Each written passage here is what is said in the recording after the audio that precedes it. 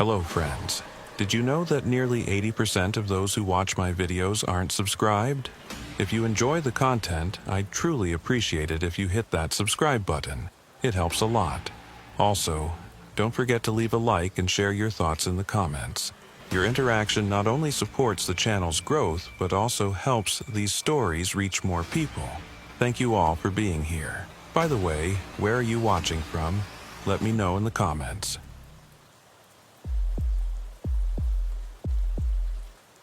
My third week as a deputy in Bridger County, Sheriff Dane Colfax called me into his office. He had an old planning map spread across his desk, red marker in hand, tracing boundaries I didn't recognize. "Riley," he said without looking up. "You settling in okay?" "Yes, sir. Learning the routes." "Good. There's something you need to know about Sector 12. He tapped a section on the map. A blank space between two county roads, maybe 40 acres. No structures marked, no address numbers, just empty. I leaned closer. "What's there?" "Nothing you need to worry about." He drew a thick red circle around it. "You see this area during patrol. You drive past. Don't stop. Don't investigate. Don't even slow down if you can help it." It was the way he said it. Not like a suggestion, but like a rule that had been broken before. "Is it private property?" I asked. "Technically, no. It's county land, but it's been restricted since before I took office." He folded the map and handed it to me. "Keep this in your patrol vehicle. Study it tonight. I don't want any confusion about where that boundary is." I took the map, feeling the weight of something unspoken. "Sheriff, if there's a safety issue, there's no issue as long as you follow the rule." He met my eyes then, and I saw something I hadn't seen before. Not anger, not irritation, just a deep, tired certainty. "Riley, I've been sheriff here for 18 years. This is the one thing I'm asking you to trust me on without questions. Can you do that?" I nodded. "Yes, sir." "Good. Now get out there, and Riley?" He paused as I reached the door. "If you ever see anything unusual near that area, lights, movement, vehicles, you radio me directly, not dispatch, me." I left his office with more questions than I'd arrived with, but I knew better than to push. Colfax was fair, straightforward, and he'd never steered me wrong. If he said, "Stay away," there had to be a reason. That night, I spread the map across my kitchen table and studied it under the lamp. Sector 12 sat in a remote stretch between Highway 47 and Old Timber Road. The nearest residence was 3 miles east. According to the map, the area had once been marked as County Maintenance Access, but someone had crossed it out in faded ink and written restricted in its place. I traced my finger along the boundary. The northern edge ran along a creek bed. The southern edge followed an old fence line. There were no gates marked, no access roads, just those 2 county roads on either side, an empty space between them. The next morning, I started my shift at 6. The fall air was cold and damp, mist hanging low over the fields. I drove my usual patrol route, checking the high school parking lot, cruising through downtown, making a swing past the truck stop on the interstate.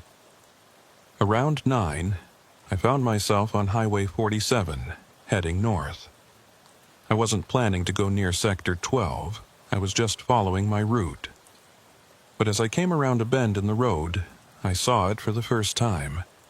A chain-link fence maybe 10 feet tall, running parallel to the highway. It was old, the metal weathered and dark, but it was solid. Every 20 yards there was a yellow sign, "No trespassing, county property. Violators will be prosecuted." I slowed down without meaning to. Through the fence, I could see trees, thick pine and oak, crowding close to the barrier. The ground was overgrown with brush and wild grass. It looked like no one had set foot in there for years. But there was something else. something that made me ease off the gas even more. Camera housings. Small, dark boxes mounted on poles every 30 yards along the fence. They were pointed inward toward the trees. I'd seen security cameras on government buildings, on convenience stores, on private lots, but I'd never seen them on empty county land in the middle of nowhere. My radio crackled. Unit 7, what's your location? I grabbed the handset. Highway 47, northbound near mile marker 14. There was a pause. Then Colfax's voice came through, calm but firm. Copy that. Unit 7, proceed to the truck stop. We've got a report of a theft. On my way. I didn't mention the fence. I didn't mention the cameras. I just put my foot on the gas and drove past, watching the fence disappear in my rearview mirror. But I thought about it all day. That evening, back at the station, I found Kit Landry in the break room. Kit was a county ranger, mid-40s, with the kind of weathered face that came from spending more time outdoors than in. We'd worked a few calls together, livestock loose on the highway, illegal dumping near the state forest. He was quiet, competent, and he knew the county better than anyone. Kit, I said, pouring myself a coffee, you ever patrol near Sector 12? He looked up from his sandwich, and for just a second his expression went flat.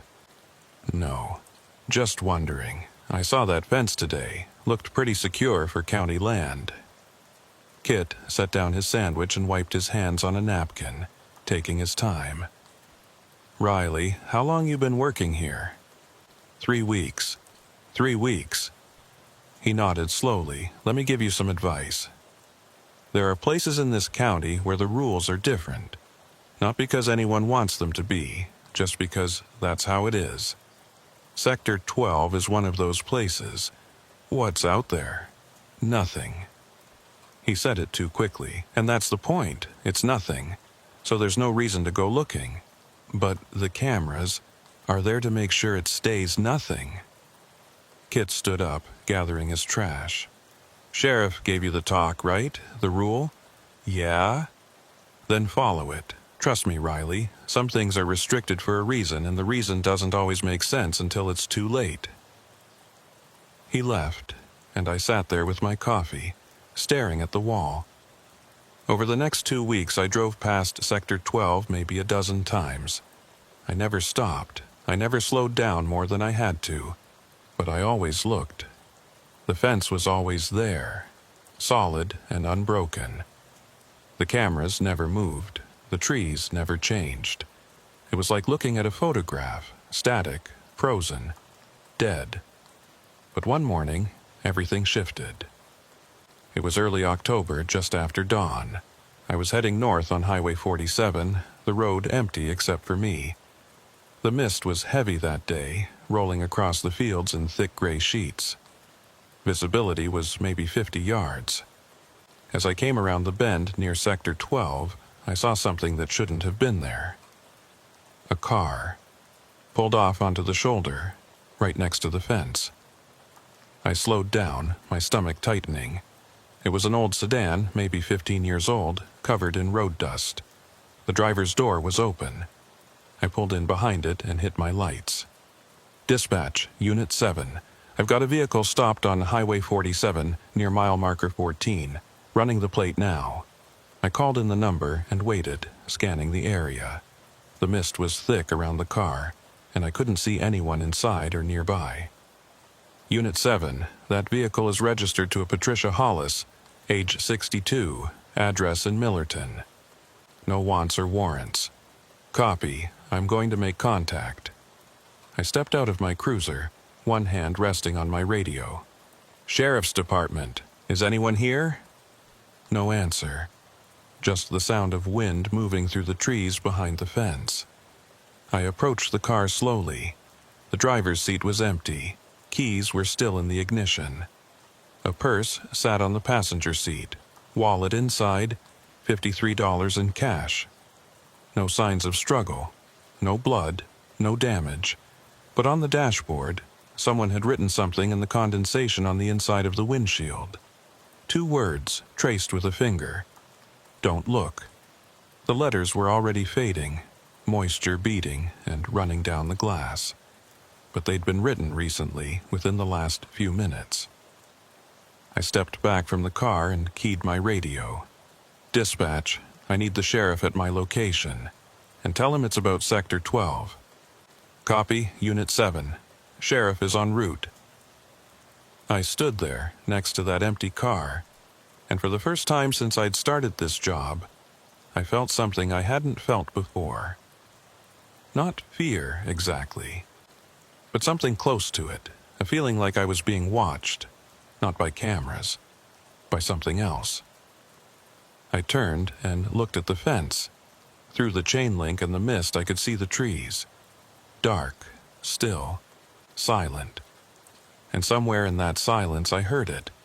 A sound, faint, distant, like someone dragging metal across concrete.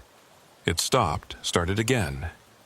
Stopped. I took a step toward the fence, my hand moving to my flashlight. Riley. I spun around. Sheriff Colfax was standing next to his cruiser 10 feet away. I hadn't even heard him pull up. Step away from the fence, he said quietly. I did. He walked past me to the abandoned car, looked inside, saw the message on the windshield. His jaw tightened, but he didn't say anything. He just pulled out his phone and made a call. Kit, it's Colfax. I need you at mile marker 14 on 47, now. He hung up and turned to me. Did you touch anything? Just the door handle. Checked for ID. See anyone? No, sir. See neither. Hear anything? I hesitated. There was a sound. From inside the fence, like metal scraping. Colfax looked at me for a long moment, then nodded. Get in your cruiser. Wait there. Sheriff, that's not a request, deputy. I went back to my vehicle and sat behind the wheel, watching as Colfax stood next to the fence, staring into the trees. He didn't move, didn't speak, just stood there, hands in his pockets, like he was waiting for something. 10 minutes later, Kit Landry arrived. The two of them talked in low voices I couldn't hear. Then Kit went to his truck and came back with a heavy-duty bolt cutter. They walked along the fence, checking the posts, the links, the ground, looking for something. After another 15 minutes, Colfax came back to my cruiser. We're going to have the vehicle towed. I want you to file a report. Abandoned vehicle. Possible welfare check needed on Patricia Hollis. Standard procedure. Don't mention the fence. Don't mention the message on the windshield. But Sheriff, Riley. He leaned down, his voice low and steady. I know you have questions, and I'm not asking you to stop thinking. I'm asking you to trust that there are some things in this job that don't have easy answers. Some things we handle quietly because that's the only way to handle them. What about the woman? Patricia Hollis. We'll find her. Will we? He didn't answer. He just looked at me with those tired eyes, and I knew. We wouldn't. That night, I couldn't sleep. I kept thinking about that car, that message, that sound behind the fence. I pulled out the map Colfax had given me and studied it again, looking for something I'd missed. And that's when I saw it. In the bottom corner of the map, barely visible, was a date written in pencil. 1980s, the year the area was marked as restricted. I grabbed my laptop and started searching. County records, old newspaper archives, anything about Sector 12. I found one article, a single paragraph in the Bridger County Register from October 1987. County commissioners voted 4-1 to close County Maintenance Road 12 to public access following an incident involving a maintenance worker. No further details were provided. The area will be monitored by county security. That was it. No names, no details. Just an incident. I kept digging, found nothing else. It was like someone had scrubbed the records clean. But I did find something else. Something that made my skin crawl. A list of missing persons in Bridger County over the past 30 years. 11 names. 11 people who'd disappeared without a trace. And when I cross-referenced their last known locations with the map, a pattern emerged. Every single one of them had last been seen within 8 miles of Sector 12. The next week passed in a strange kind of quiet. Patricia Hollis never turned up. Her car was towed, processed, and stored in the county impound lot. A welfare check at her home in Millerton found her house locked, her mail piling up. Her cat unfed. She'd left no note, no message, no indication of where she'd gone or why. She'd just vanished. The case was handed over to the state police, and we were told to move on. Just another missing person in a county that had too many of them. But I couldn't move on, because every time I drove past Sector 12, I felt it, that feeling of being watched.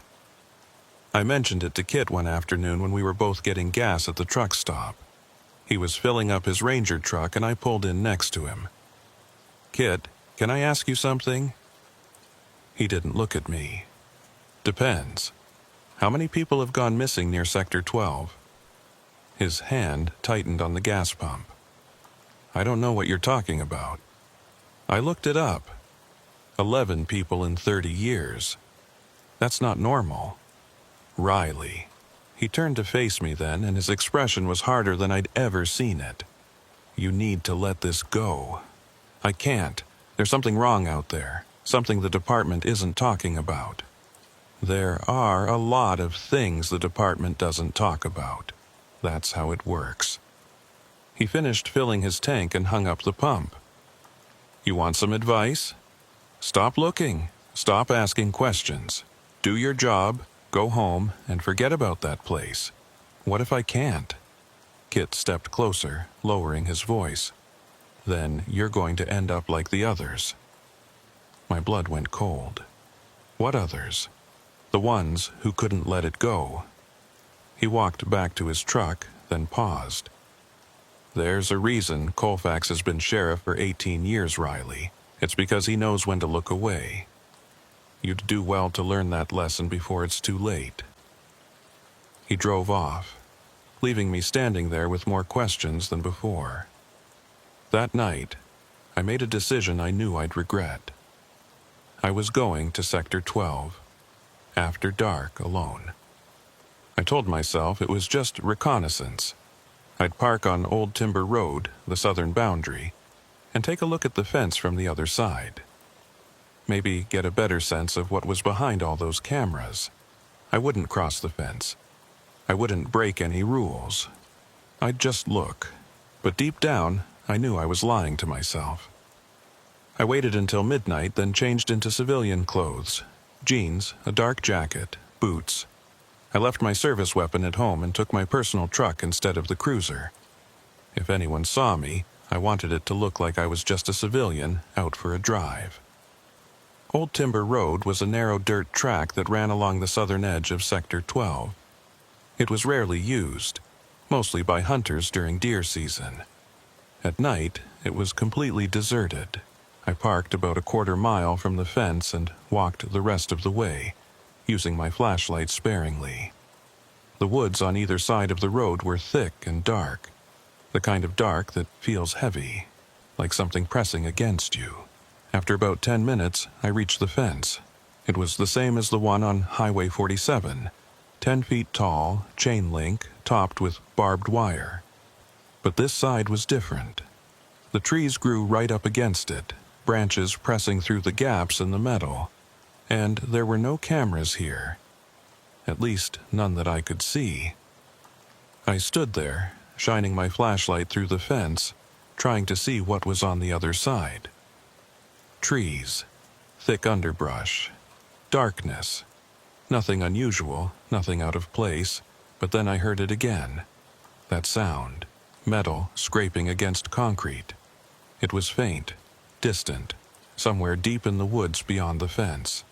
It would scrape for a few seconds, then stop, then start again.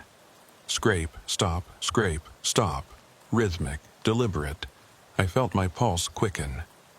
Part of me wanted to turn around and walk back to my truck, but another part, the part that had made me a deputy in the first place, needed to know what was making that sound. I followed the fence line, walking parallel to it, my flashlight beam cutting through the trees.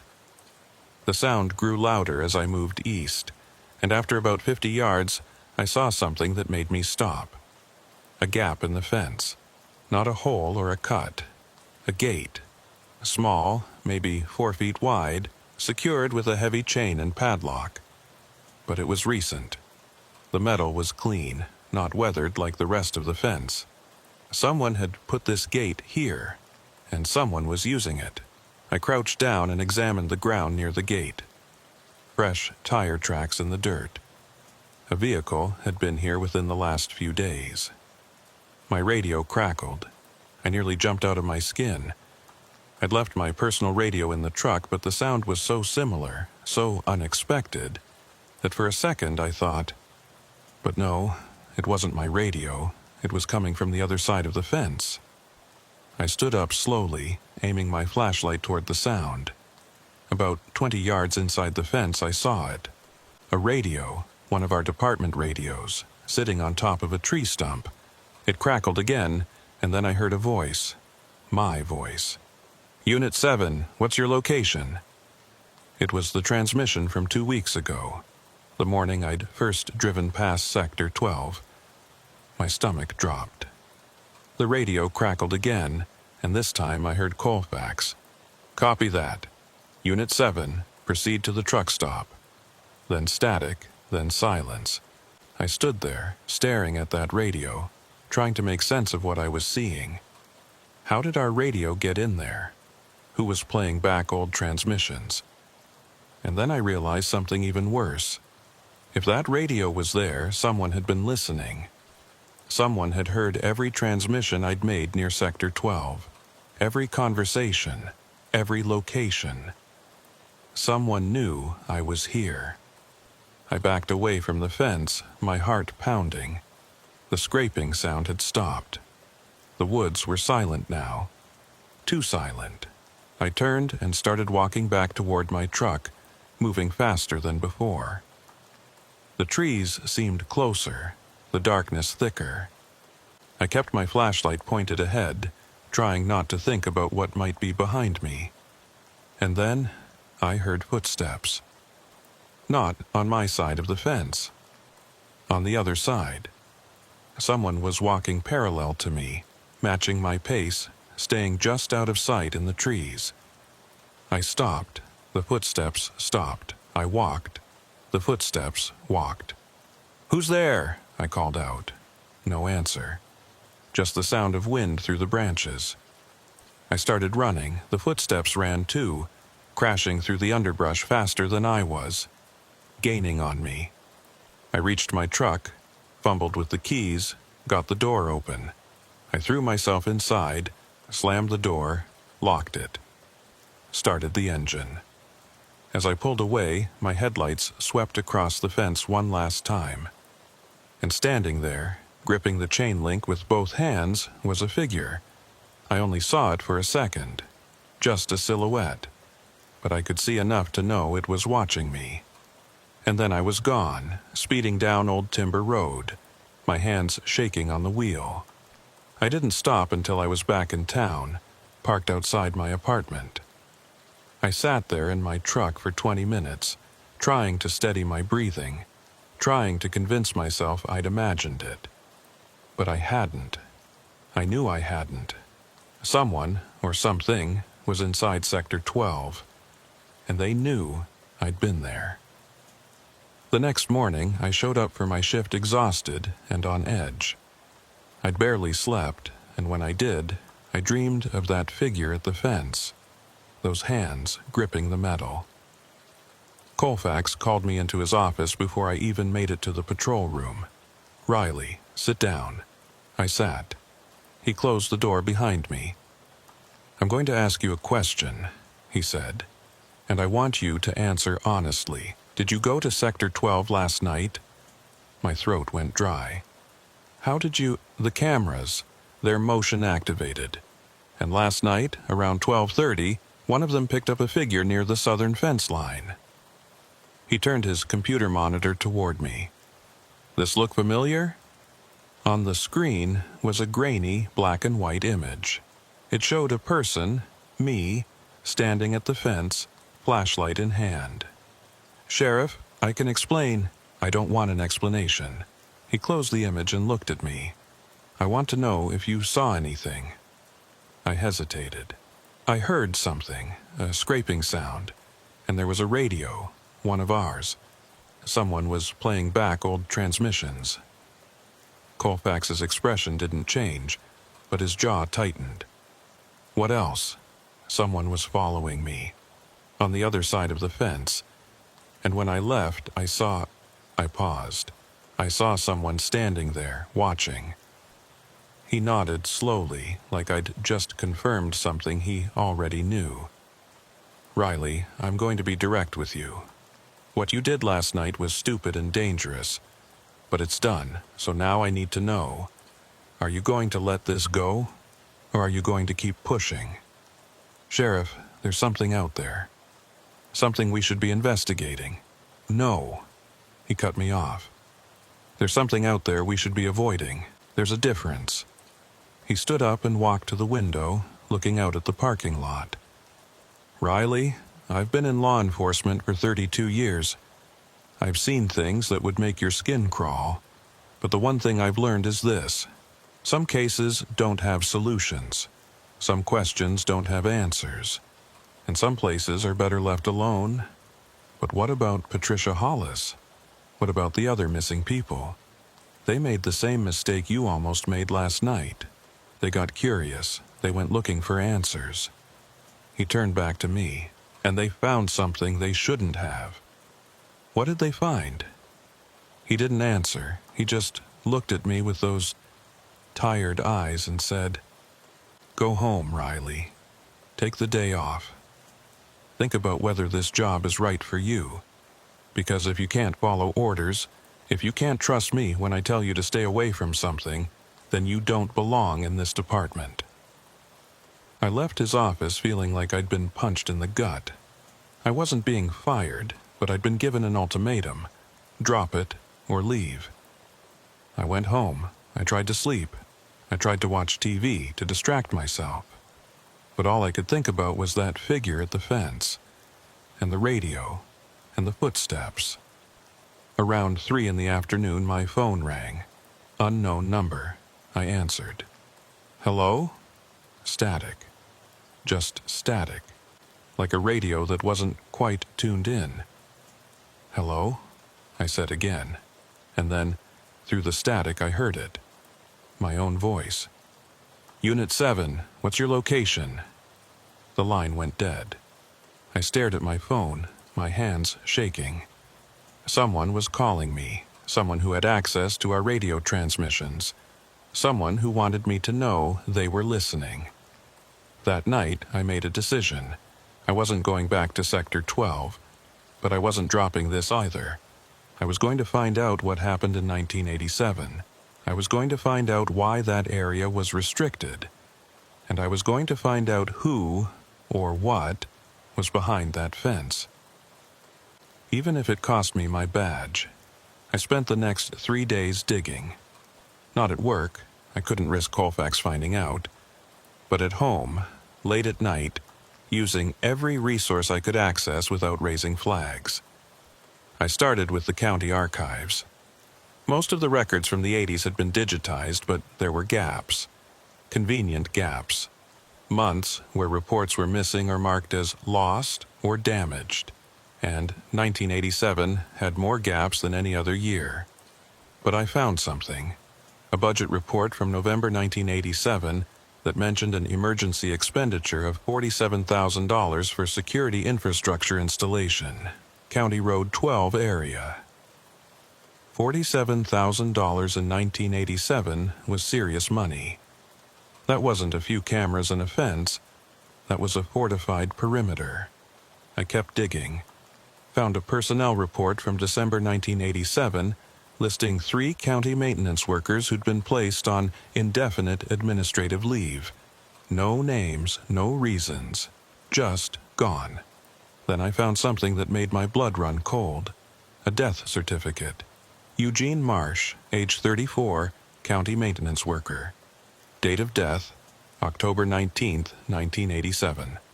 Cause of death, accidental drowning. But there was no water near Sector 12. No lakes, no rivers, just that small creek on the northern boundary, and it was barely 3 feet deep. I looked up Marsh's widow, Carolyn Marsh, still living in Bridger County, still listed in the phone book. I called her the next morning. Mrs. Marsh, my name is Riley Harker. I'm a deputy with the Bridger County Sheriff's Department. I was hoping I could ask you a few questions about your late husband. There was a long silence, then, "Is this about the accident?" "Yes, ma'am." Another pause. "I haven't talked about this in a long time. Not since it happened. I understand. But anything you could tell me would be helpful." She sighed. "Can you come to my house? I don't want to talk about this over the phone." An hour later, I was sitting in Carolyn Marsh's living room. She was in her early 70s now, gray-haired and frail, but her eyes were sharp. "Eugene died 38 years ago," she said. "But I remember that day like it was yesterday. Can you tell me what happened?" She looked down at her hands. "He was working on County Road 12, maintenance work. He'd been out there for a week, clearing brush, fixing drainage, routine stuff." Her voice wavered. "On October 19th, he didn't come home. The sheriff at the time, Harold Griggs, he came to my door around midnight and said there'd been an accident, said Eugene drowned in the creek. Did you believe him?" She looked up at me, and I saw tears in her eyes. "No. Eugene grew up on a lake. He was a strong swimmer, and that creek was nothing. A child could wade across it. Did you see his body? They wouldn't let me. Said it was too traumatic. Closed casket funeral." She wiped her eyes. "But I saw the report, the official one. It said he slipped on wet rocks, hit his head, fell into the water. Unconscious, drowned. But you don't think that's what happened?" "I know it's not what happened, because Eugene called me that afternoon, around 3 o'clock. He was scared, Riley. I'd never heard him scared before. He said he'd found something that wasn't supposed to be there. He said he was going to report it and come straight home." My pulse quickened. "Did he say what he found?" "No. The call cut off before he could tell me, and that was the last time I heard his voice." She stood up and walked to a bookshelf, pulling down an old shoebox. "After the funeral, I went through his things. Found this." She handed me the box. Inside was a small notebook, the kind maintenance workers use to log their hours and tasks. I opened it and flipped to the last entry, October 19th, 1987. The handwriting was shaky, rushed. "Something wrong with the drainage tunnel. Water flow stopped. Went inside to check blockage. Found door. Shouldn't be here. Metal door, no rust, new, locked. Heard sound from other side, not water, not animal. Called Griggs. Told me to leave immediately, don't go back. Too late. Saw me." The entry ended there. "Who saw him?" I asked. "I don't know. But after Eugene died, Sheriff Griggs came back to my house. He brought me a check, $50,000. Said it was workers' compensation, but it was hush money. He told me if I kept quiet about Eugene's call, about what he said he found, the county would take care of me. If I didn't..." She trailed off. "What did he say would happen?" "He didn't say anything. He just looked at me. And I understood. So I took the money. I kept quiet, and I've regretted it every day since." I looked down at the notebook. "Can I keep this?" "Take it. I don't want it in my house anymore." Maybe you can do what I couldn't. Maybe you can find out what really happened out there." I thanked her and left, the notebook burning in my jacket pocket. That night, I called Kit. I needed someone I could trust, someone who'd been around long enough to know the history. "Kit, it's Riley. I need to talk to you. In person." "Riley, I told you. I know what you told me. But I found something. Something about 1987. About Eugene Marsh." There was a long silence, then, "Where are you?" "Home." "Stay there. I'll be there in 20 minutes. He showed up in his personal truck, not his Ranger vehicle. He looked tired, worried. I showed him the notebook. He read the last entry, his face going pale. "Where did you get this?" "His widow, Carolyn Marsh." "Jesus Christ, Riley." He set the notebook down and rubbed his face. "You don't know what you're doing. You don't know what this means. Then tell me." He looked at me for a long moment, then nodded. "Okay, but not here. Get in the truck." We drove out of town, heading east on back roads I'd never been on. Kit didn't speak the whole way, just kept his eyes on the road, his jaw set. After 30 minutes, he pulled off onto a dirt road that led to an abandoned farmhouse. He parked behind it, out of sight from the main road. "We can talk here," he said. We got out and stood next to the truck, the cold October wind cutting through my jacket. "What do you know about the Cold War?" Kit asked. I blinked. "What?" "The Cold War. Specifically, the late 70s, early 80s, when everyone was terrified of nuclear war. I know the basics. Why? Because that's when the government started building bunkers, underground shelters, continuity of government facilities, places where officials could hide if the bombs started falling." He lit a cigarette, his hands shaking slightly. "Most people know about the big ones. Mount Weather in Virginia, Raven Rock in Pennsylvania, but there were dozens of smaller sites, secret sites, built in rural areas, away from population centers." I felt my stomach sink. "Sector 12. He nodded. "In 1982, the federal government bought 40 acres of land in Bridger County through a shell corporation. Built an underground bunker, small one. Maybe enough space for 50 people. Access tunnel, generators, water filtration, the works. The county was paid to keep quiet about it. And for a few years, that worked fine. The bunker was sealed. Nobody went near it. But then Eugene Marsh found it. Yeah, he found the access tunnel. It runs from an old drainage culvert on the creek bed. The government had disguised it as county infrastructure, but Marsh was thorough. He went inside to check a blockage, and he found the door. The real door." Kit took a drag from his cigarette. He called Sheriff Griggs, and Griggs called someone else, someone federal. And within an hour, Marsh was dead. They killed him. I don't know, maybe. Or maybe he really did drown, but either way, the message was clear: stay away. Kit flicked ash onto the ground. After that, the feds locked it down, built the fence, installed the cameras, made it clear that Sector 12 was off limits, and the county sheriff, whoever held the position, was given one job: keep people away, no questions, no investigations. But what about the missing people? Patricia Hollis, the others? Kit looked at me, and for the first time, I saw real fear in his eyes. That's the part that doesn't make sense, because the bunker should be empty. It was decommissioned in 1982 after the Cold War ended. Sealed up, abandoned. But the cameras are still active, the fence is still maintained, and people who get too close, he trailed off. Disappear. Yeah. So, what's in there now? I don't know, and neither does Colfax, but he's smart enough not to ask. Kit dropped his cigarette and crushed it under his boot. "Riley, you need to drop this. Right now. Because if the feds think you're digging into Sector 12, you'll end up like Marsh. Or worse. What could be worse?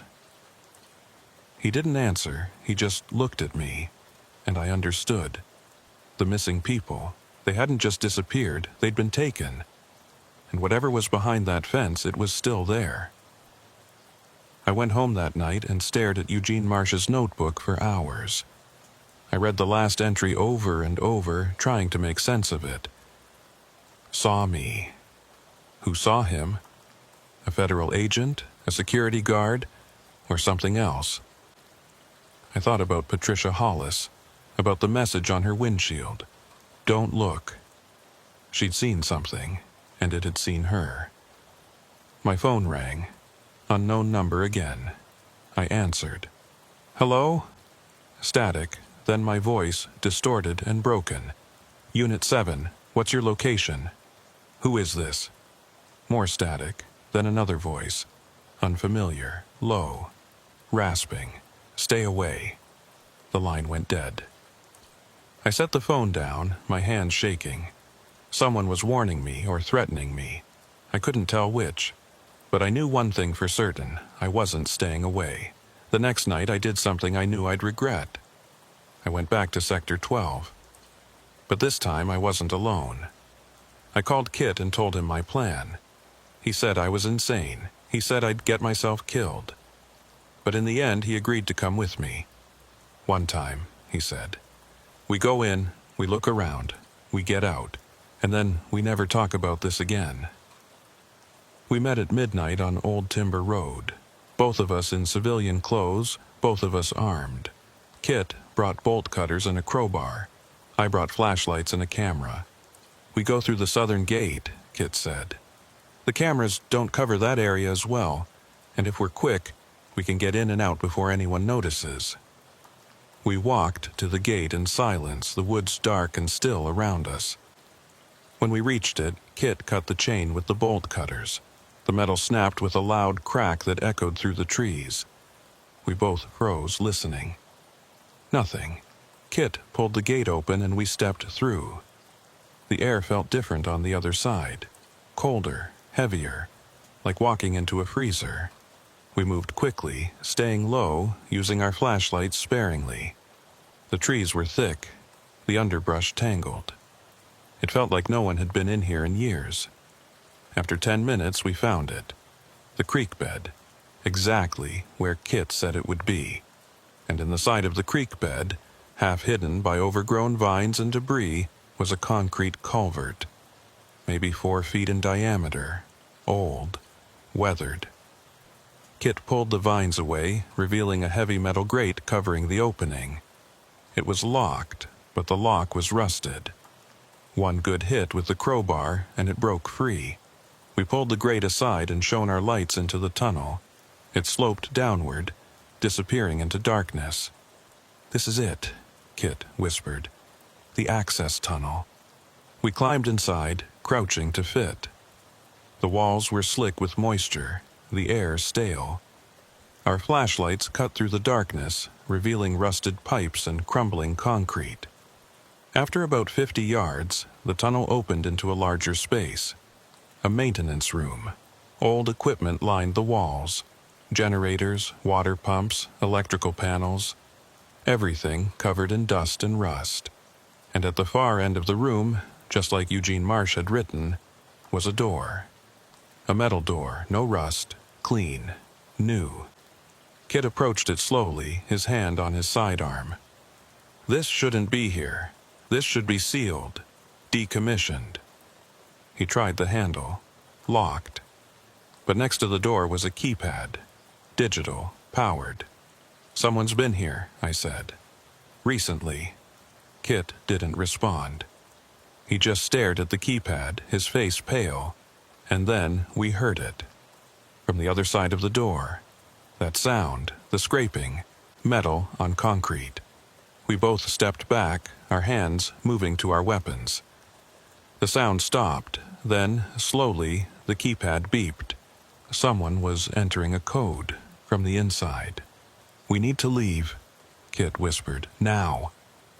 But before we could move, the door opened, not all the way, just a crack, maybe 6 inches. Darkness beyond, no light, no movement, just darkness. And from that darkness we heard breathing, slow, labored, wrong. Kit grabbed my arm and pulled me back toward the tunnel. We didn't run, we didn't speak. We just moved fast and quiet back the way we'd come.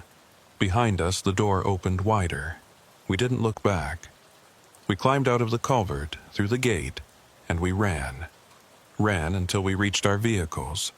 Ran until we were off Old Timber Road and back on the highway. Kit pulled over at a gas station and we both sat there, breathing hard, trying to process what we'd just seen. "What the hell was that?" I said. "I don't know."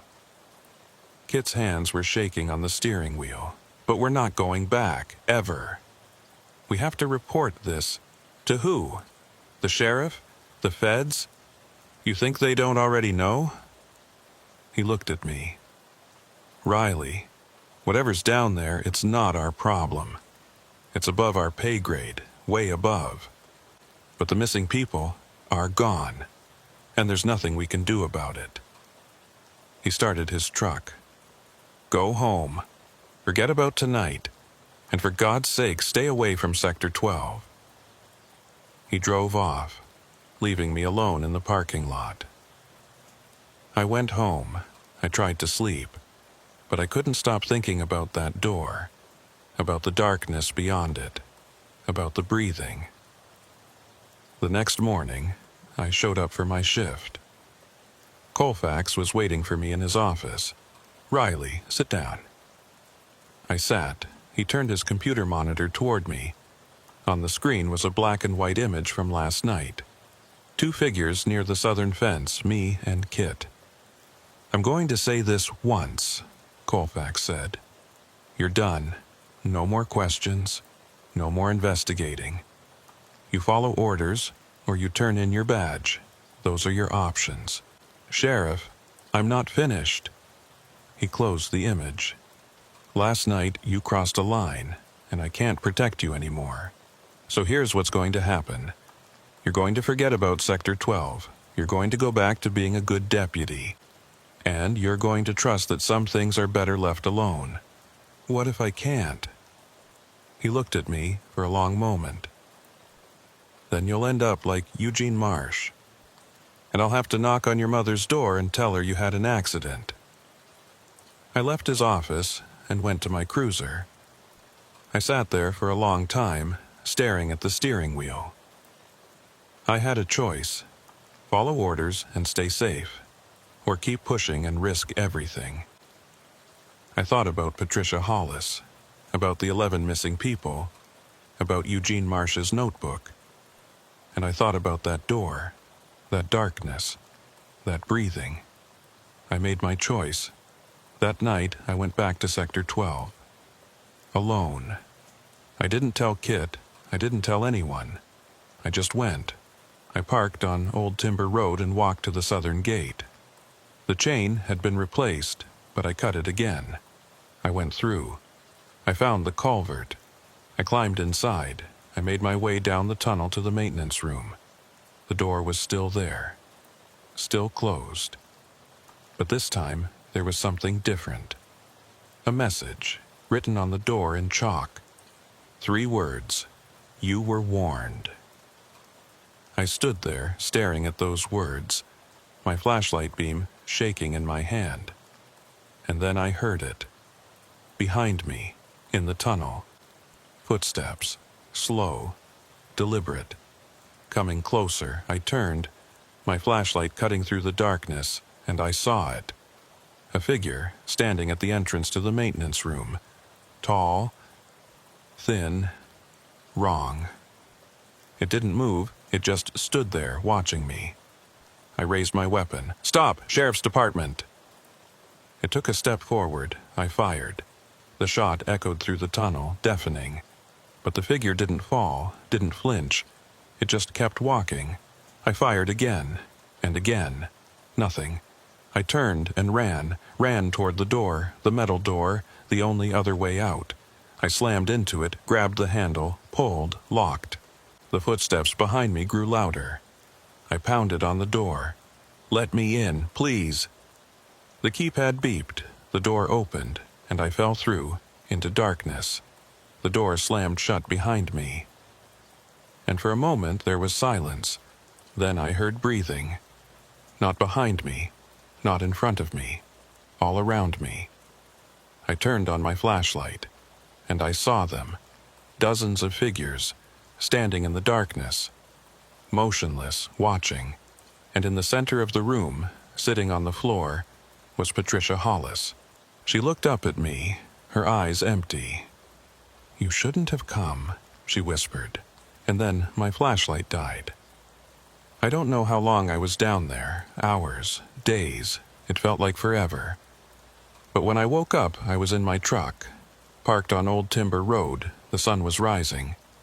I checked my watch, 6 o'clock a.m. I'd been gone for 6 hours. But I had no memory of leaving the bunker. No memory of how I got back to my truck. I just woke up. I drove home, showered, changed. And when I showed up for my shift, Colfax called me into his office. "You look like hell," he said. I didn't sleep well. He studied me for a moment, then nodded. "Take the day off, rest up, you've got patrol tomorrow." I left his office and walked to my cruiser. And as I sat down, I noticed something on my dashboard, a note, handwritten. "Welcome to Sector 12. I stared at that note for a long time, and then I understood I was one of them now, one of the missing. I still show up for my shifts, I still patrol the county, I still answer calls, but something's different. Something's wrong. Sometimes, late at night, I hear static on my radio, and through the static I hear voices. My voice, Patricia Hollis's voice, Eugene Marsh's voice. All of us repeating the same message, stay away.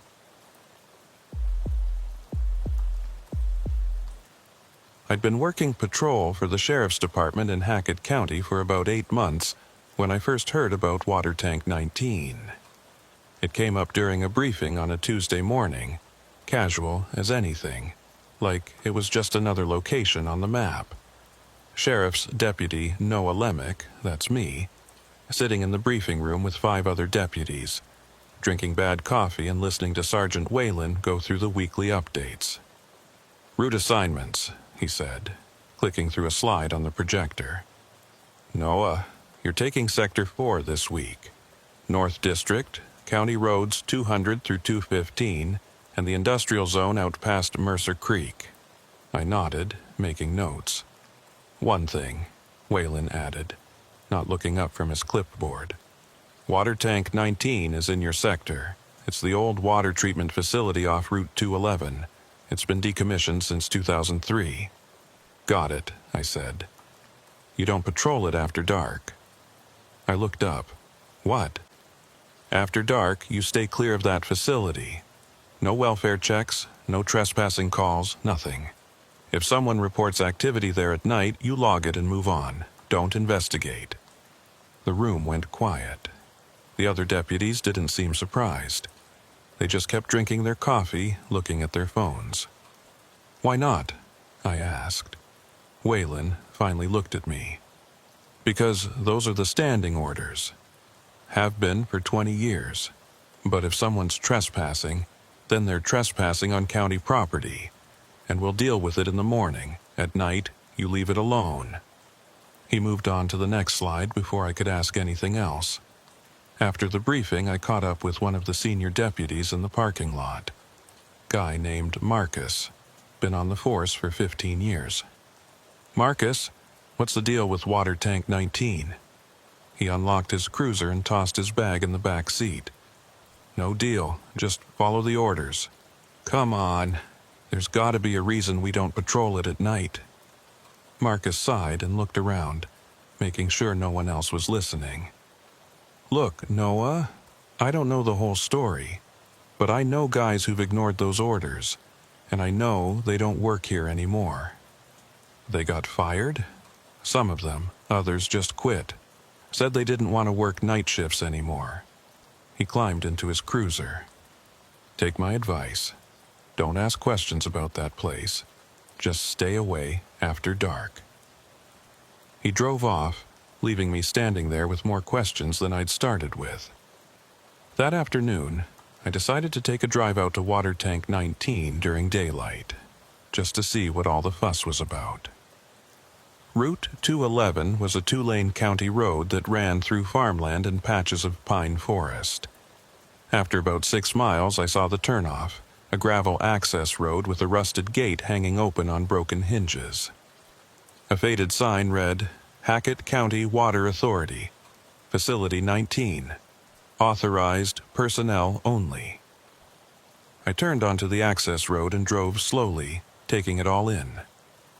The facility sat in a clearing surrounded by trees. It was bigger than I'd expected, a sprawling complex of concrete buildings, metal tanks, and rusted machinery.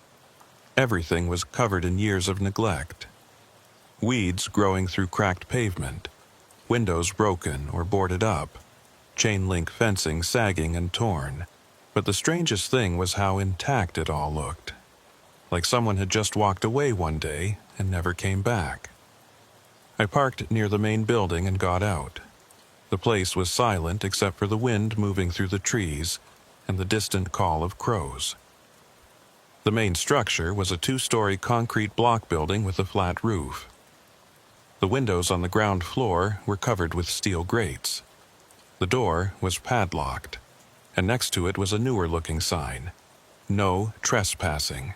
Violators will be prosecuted. I walked around the perimeter.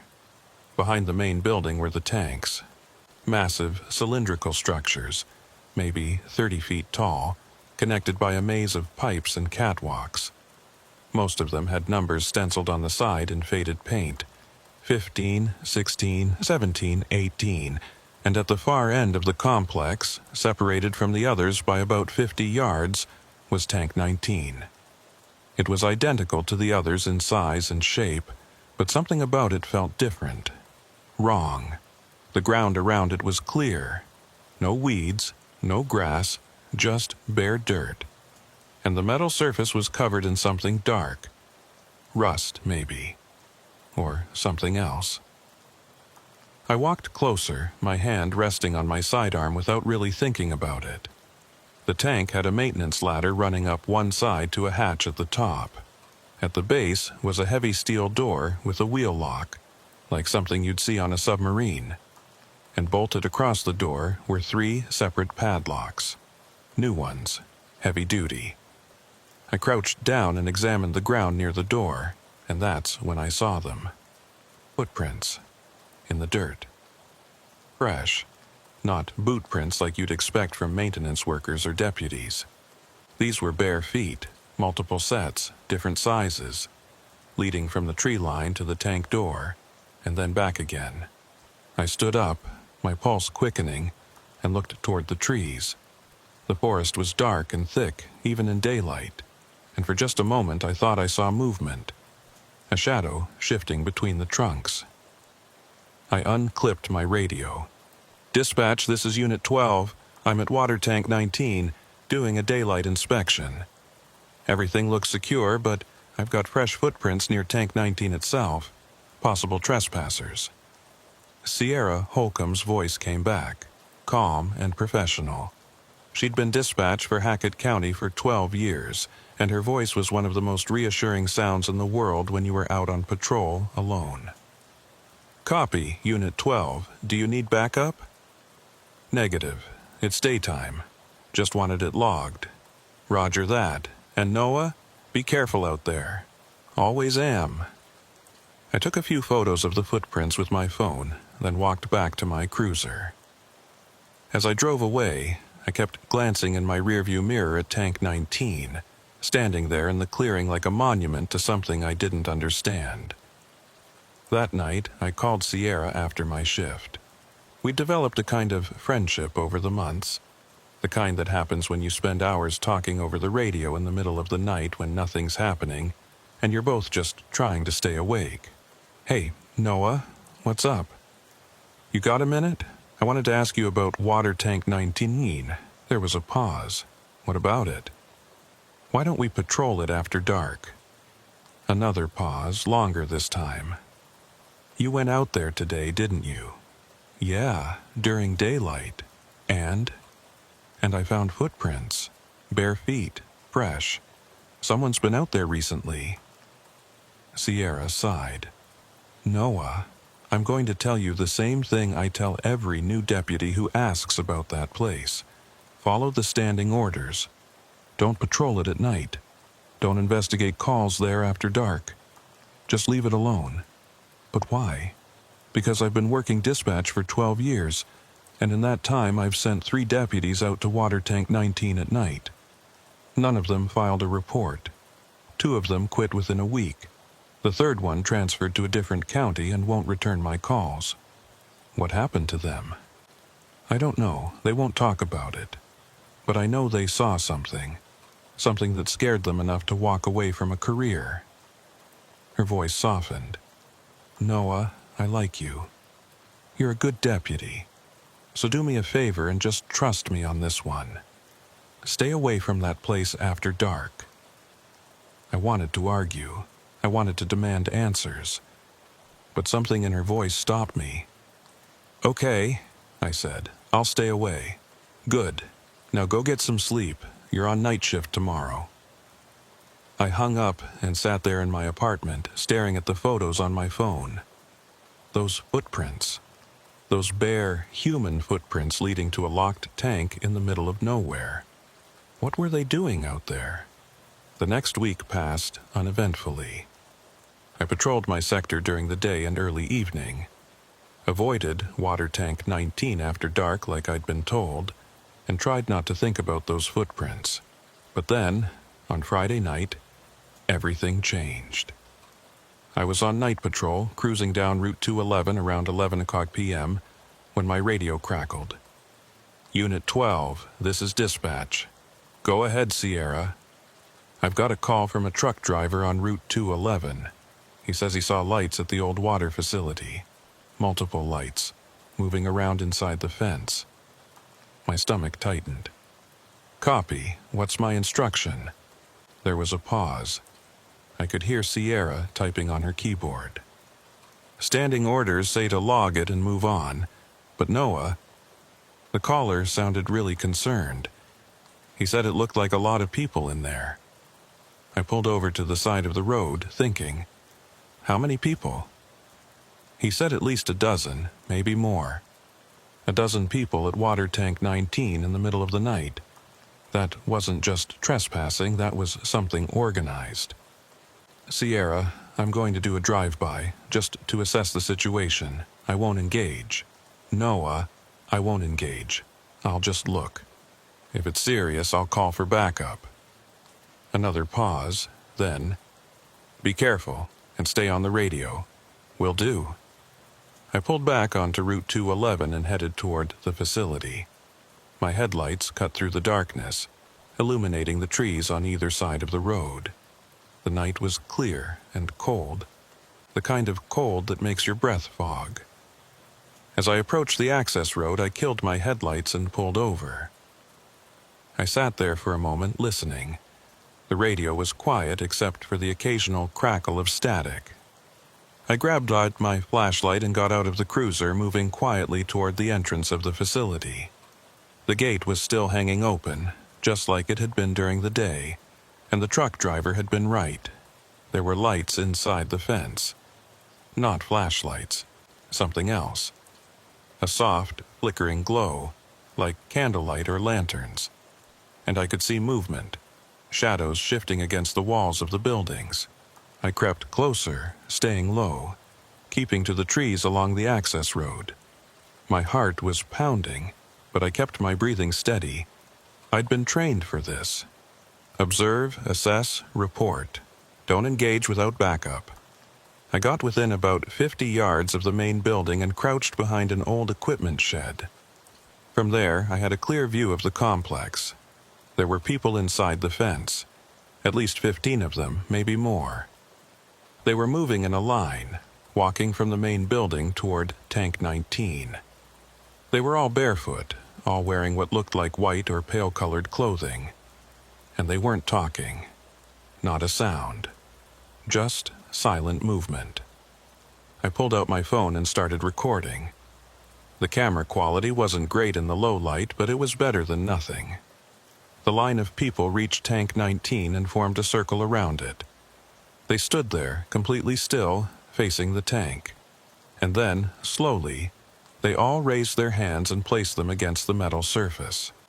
I watched, frozen, as they stood like that for what felt like an eternity. No movement. No sound. Just 15 people standing in a circle, touching a locked water tank in the middle of the night. And then I heard it, a sound coming from inside the tank, a low, rhythmic thumping, like something heavy being dragged across metal. Thump, thump, thump. The people around the tank didn't react. They just stood there, hands pressed against the metal as the thumping continued. I felt my skin crawl. This wasn't trespassing. This wasn't vandalism. This was something else entirely. I needed to call this in. I needed backup. I started to back away, moving carefully, trying not to make any noise. But as I turned, my boot caught on a piece of rusted metal lying in the dirt. It scraped against the ground with a loud scraping sound. The thumping inside the tank stopped. All 15 people turned their heads toward me in perfect unison. I froze. They didn't move. They just stared. And even from 50 yards away, even in the dim light, I could see their faces. Blank, empty, wrong. I ran. I didn't think. I just ran back to my cruiser, got in, started the engine, and floored it out of there. My hands were shaking so hard I could barely grip the steering wheel. "Sierra!" I shouted into the radio. "Sierra! I need backup at water tank 19. Now!" "Noah, what's going on?" "I don't know. There are people out here, a lot of them, and something's wrong. Something's really wrong. I'm dispatching units. ETA 10 minutes. Get out of there, Noah." "I'm already gone." I drove back to the main highway and pulled over, waiting for backup to arrive. My heart was racing. My hands wouldn't stop shaking. What the hell had I just seen? 10 minutes later, 2 patrol units arrived, Marcus and another deputy named Collins. I told them what I'd seen, showed them the video on my phone. Marcus watched it, his face grim. "Jesus Christ, Noah." "We need to go back," I said. "We need to find out what they were doing." Collins shook his head. "No, we need to call this in to the state police. This is way above our pay grade. They were trespassing on county property. Noah." Marcus put a hand on my shoulder. "Listen to me. We're not going back there tonight. We're going to file a report, and we're going to let someone else handle this. Understood?" I wanted to argue, but the look on his face stopped me. "Fine," I said. We drove back to the station and filed our reports. By the time I was done, it was almost 3 o'clock a.m. I went home, but I didn't sleep. I just kept thinking about those people, those blank faces, that sound inside the tank, and the way they'd all turned to look at me at the exact same moment. The next morning, I showed up at the station expecting some kind of follow-up, but there was nothing. No debriefing, no investigation. Just business as usual. I found Marcus in the break room. "What's going on? Did the state police go out to the facility?" He poured himself a coffee and didn't look at me. "I don't know." "What do you mean you don't know?" "I mean I filed my report, and I haven't heard anything back. That's how it works with Water Tank 19. "That's insane. We saw people out there. We saw something," Marcus said, finally meeting my eyes.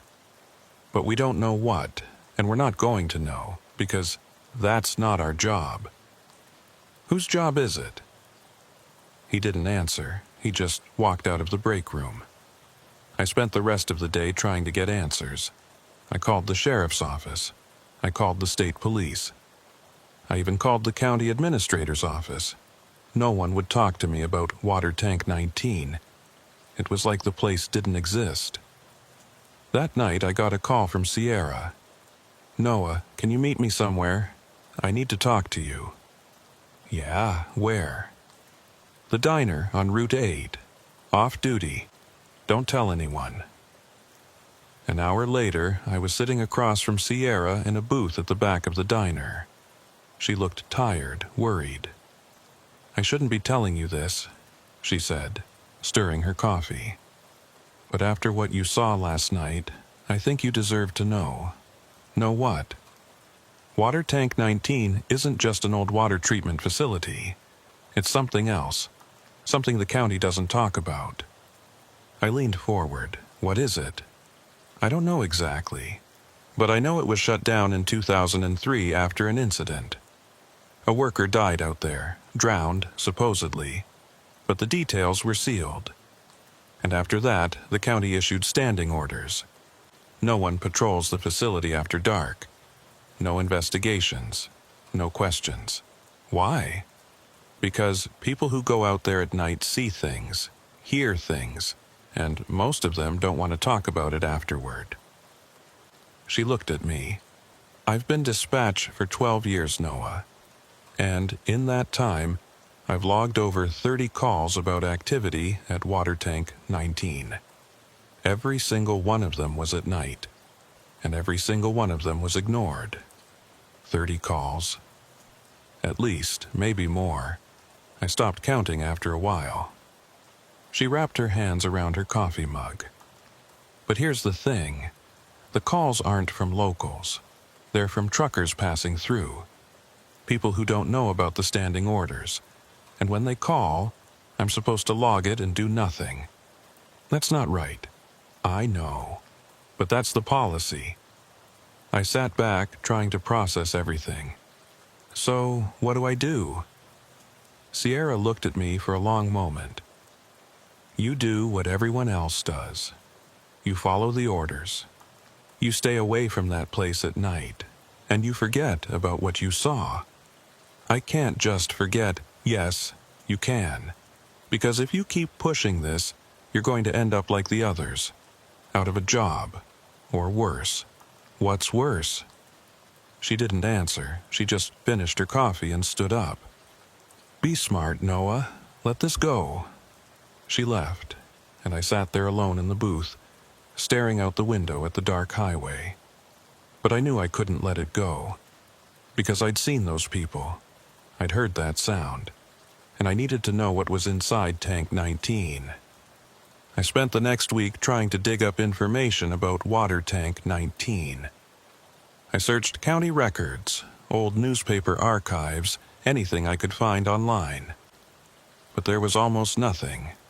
The facility was barely mentioned except for a few brief references in old budget reports and zoning documents. The only useful thing I found was a death certificate from 2003. Thomas Ridley, age 41, employee of Hackett County Water Authority. Cause of death: accidental drowning. He died at Water Tank 19 on October 7, 2003. 3 weeks later, the facility was decommissioned and permanently closed. I tried to find more details about how he drowned, but there was nothing. No incident report, no investigation, just a death certificate and a brief obituary that said he'd been a dedicated employee and loving father of 2. I managed to track down his widow, Margaret Ridley, still living in Hackett County. I called her, identifying myself as a deputy. "Mrs. Ridley, I'm looking into the history of Water Tank 19. I understand your husband worked there." There was a long silence on the other end. "Why are you asking about that place?" "Just routine. I'm trying to understand the facility's history. That place killed my husband, and the county paid me to keep quiet about it. So, no, I'm not interested in talking about it. Mrs. Ridley, please. Anything you could tell me. My husband drowned in an empty tank. Do you understand that? An empty tank. There was no water in it, but somehow he drowned. Her voice cracked. The county said it was an accident. They said he must have fallen and hit his head, and somehow water seeped in and he drowned. But that doesn't make any sense, and when I asked questions, they threatened to take away my survivor benefits. So I stopped asking. Do you know what he was doing at the facility that day? Maintenance inspection. He'd been going out there every week for months. Said something was wrong with Tank 19, said it needed to be shut down permanently. And 2 days after he filed his report, he was dead. My pulse quickened. Do you have a copy of that report?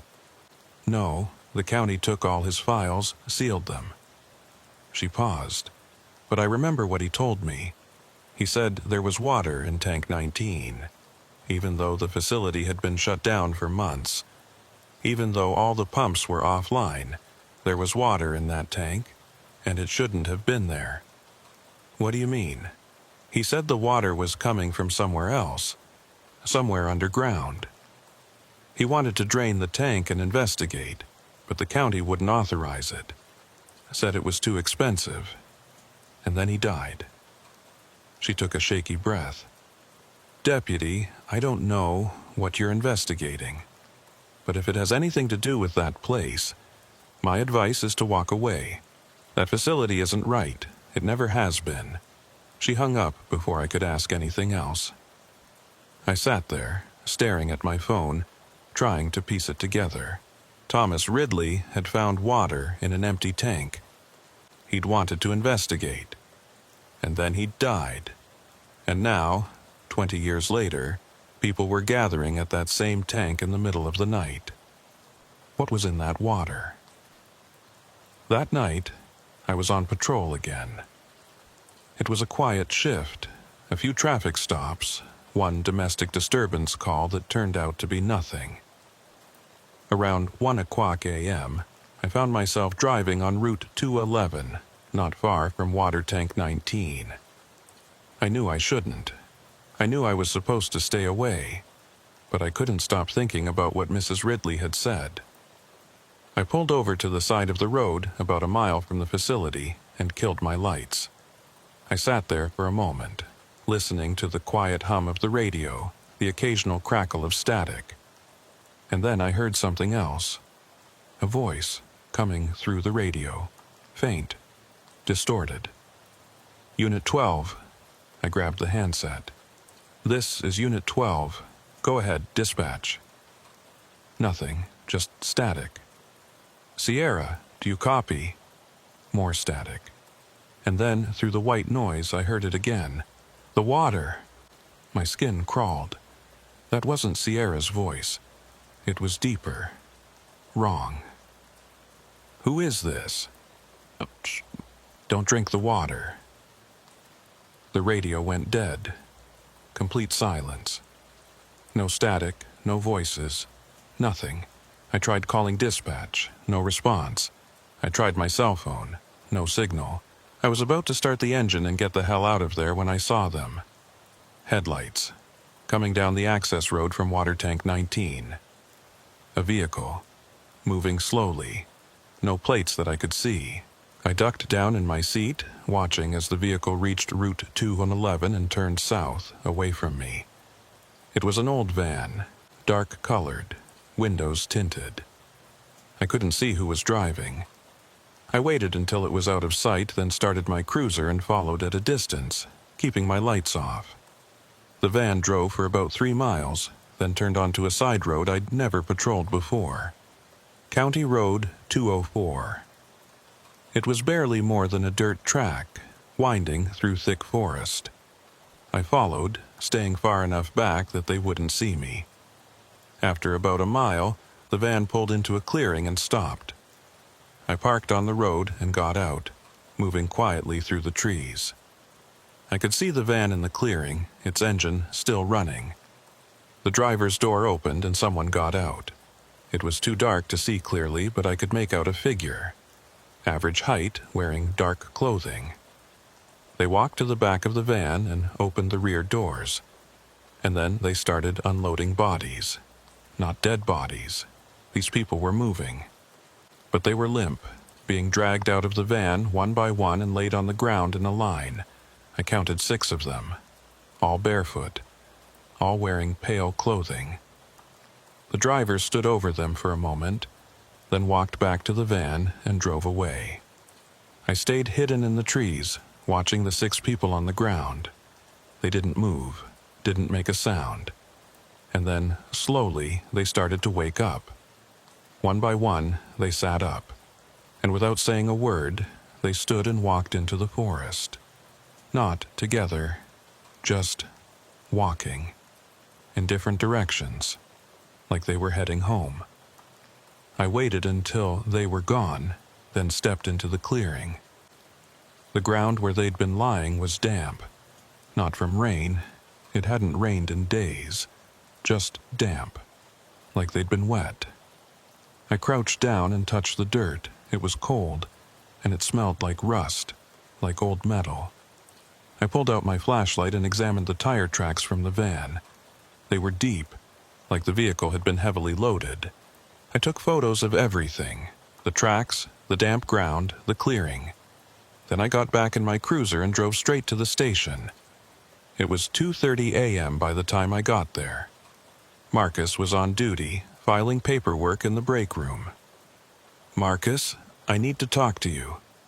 He looked up, saw my face, and sighed. "What did you do?" "I followed a van from Water Tank 19.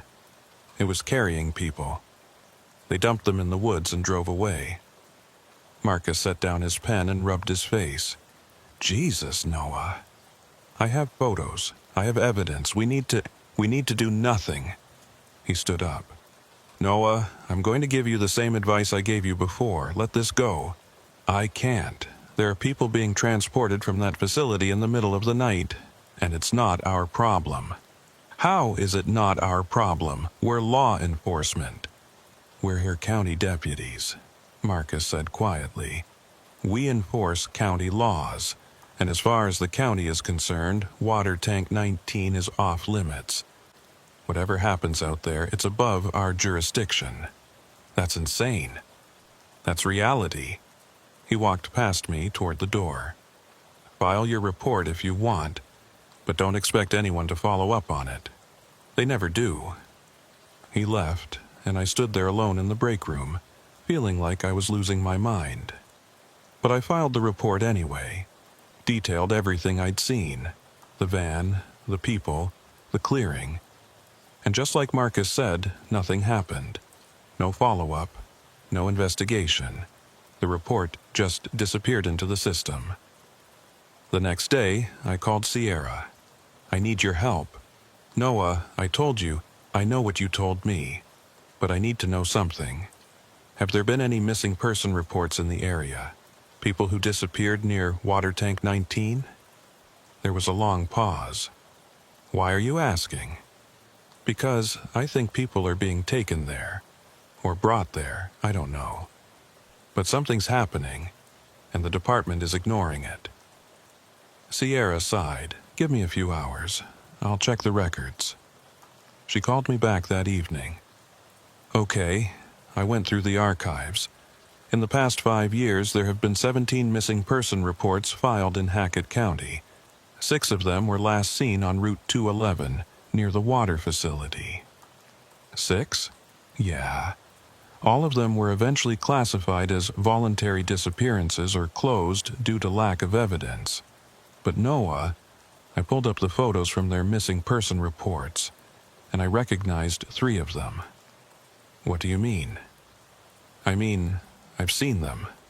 After they went missing, walking on the side of the road near the facility, at night."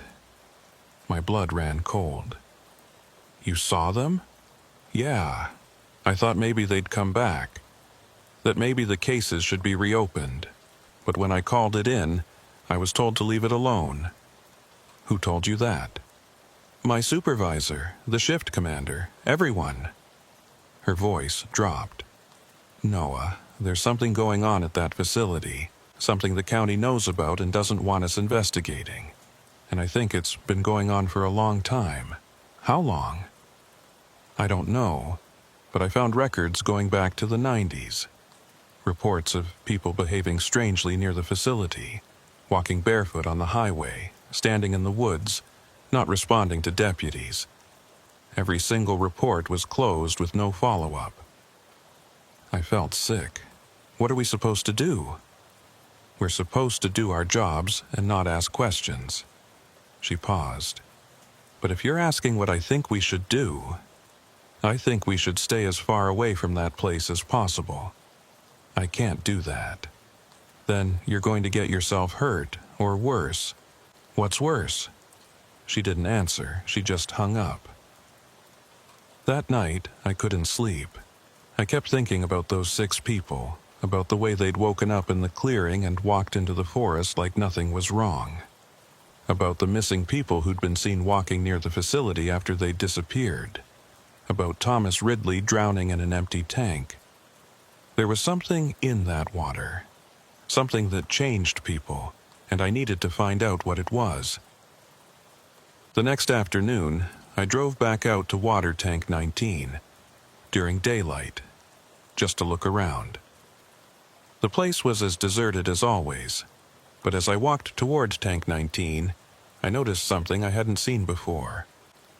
The padlocks on the door were open, not broken, just unlocked, hanging loose on their chains. Someone had been inside recently. I approached the door slowly, my hand on my sidearm.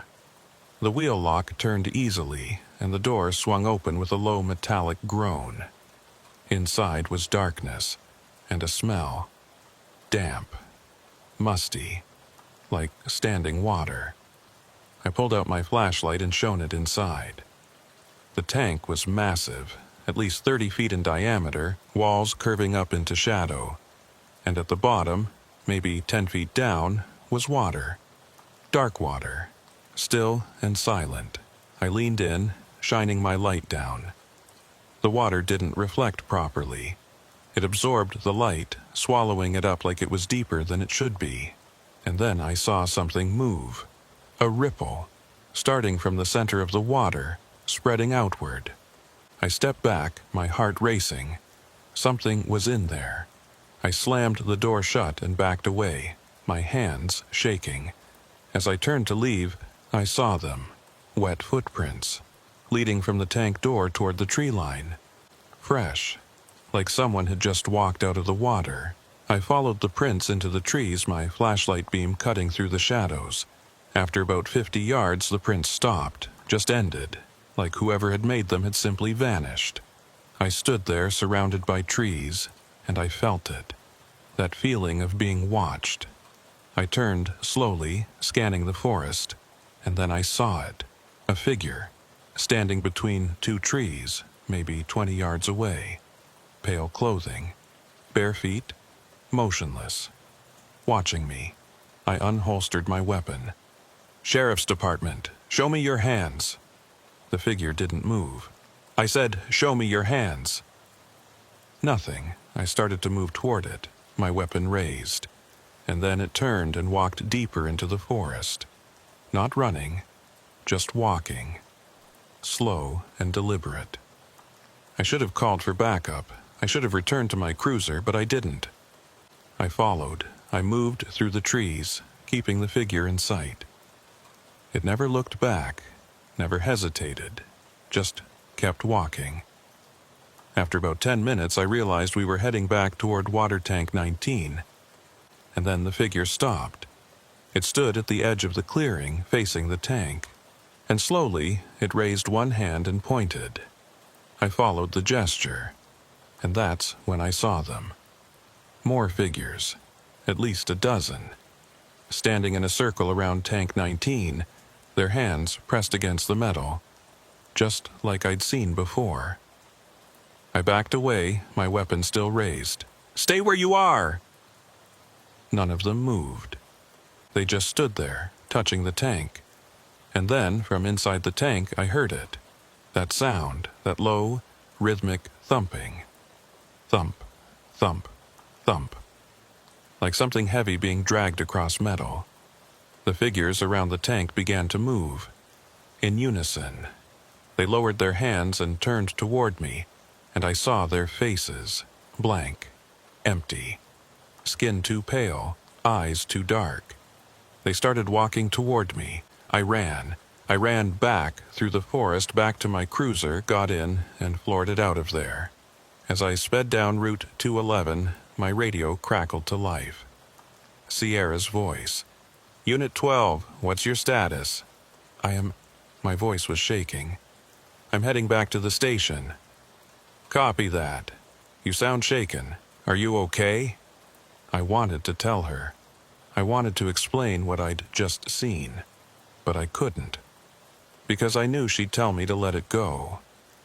And I couldn't let it go, not anymore. The next morning, I went to see Alden Pike. He was the department's K-9 handler, a quiet guy in his late 40s who'd been with the sheriff's office for over 20 years. If anyone knew about Water Tank 19, it would be him. I found him in the training yard behind the station, working with his dog, a German shepherd named Ranger. "Alden, you got a minute?" He looked up, called Ranger to heel, and walked over. "What's up, Noah?" "I need to ask you about Water Tank 19. His expression didn't change, but I saw his jaw tighten. "What about it?" "I've been out there a few times. I've seen things, strange things, and everyone keeps telling me to stay away, but no one will tell me why." Alden was quiet for a moment, then gestured toward a bench at the edge of the yard. "Sit down." We sat. Ranger settled at Alden's feet, panting softly. "How much do you know?" Alden asked. "I know the facility was shut down in 2003 after a worker died. I know there are standing orders not to patrol it at night. And I know people are gathering there, people who don't act right." Alden nodded slowly. "You're not wrong about any of it. So, what's going on?" He was quiet for a long time, staring out at the training yard. "About 15 years ago, I was called out to Water Tank 19. Middle of the night, report of a trespasser." "You went?" "Yeah, I was young, stupid. Didn't know about the standing orders yet." He rubbed Ranger's head absently. "I took Ranger's predecessor, Max, and we went out there. Found the gate open, just like you probably did. Walked into the complex. What did you find?" "People. Maybe 20 of them, all standing around Tank 19. Just standing there, not moving, not talking. I called out to them, identified myself as law enforcement. They didn't respond." "What did you do?" "I approached, told them they were trespassing, that they needed to leave. And that's when Max started acting strange. He was trained to be aggressive when needed, but he wasn't aggressive. He was scared. I'd never seen him scared before." Alden's voice dropped. He started backing away from the tank, whining, and then he just ran back to the cruiser and wouldn't come out. "What about the people?" "I got within about 10 yards of them when I realized they were all soaking wet. Clothes, hair, everything. Like they'd just climbed out of the tank. But the tank door was locked, still is." He shook his head.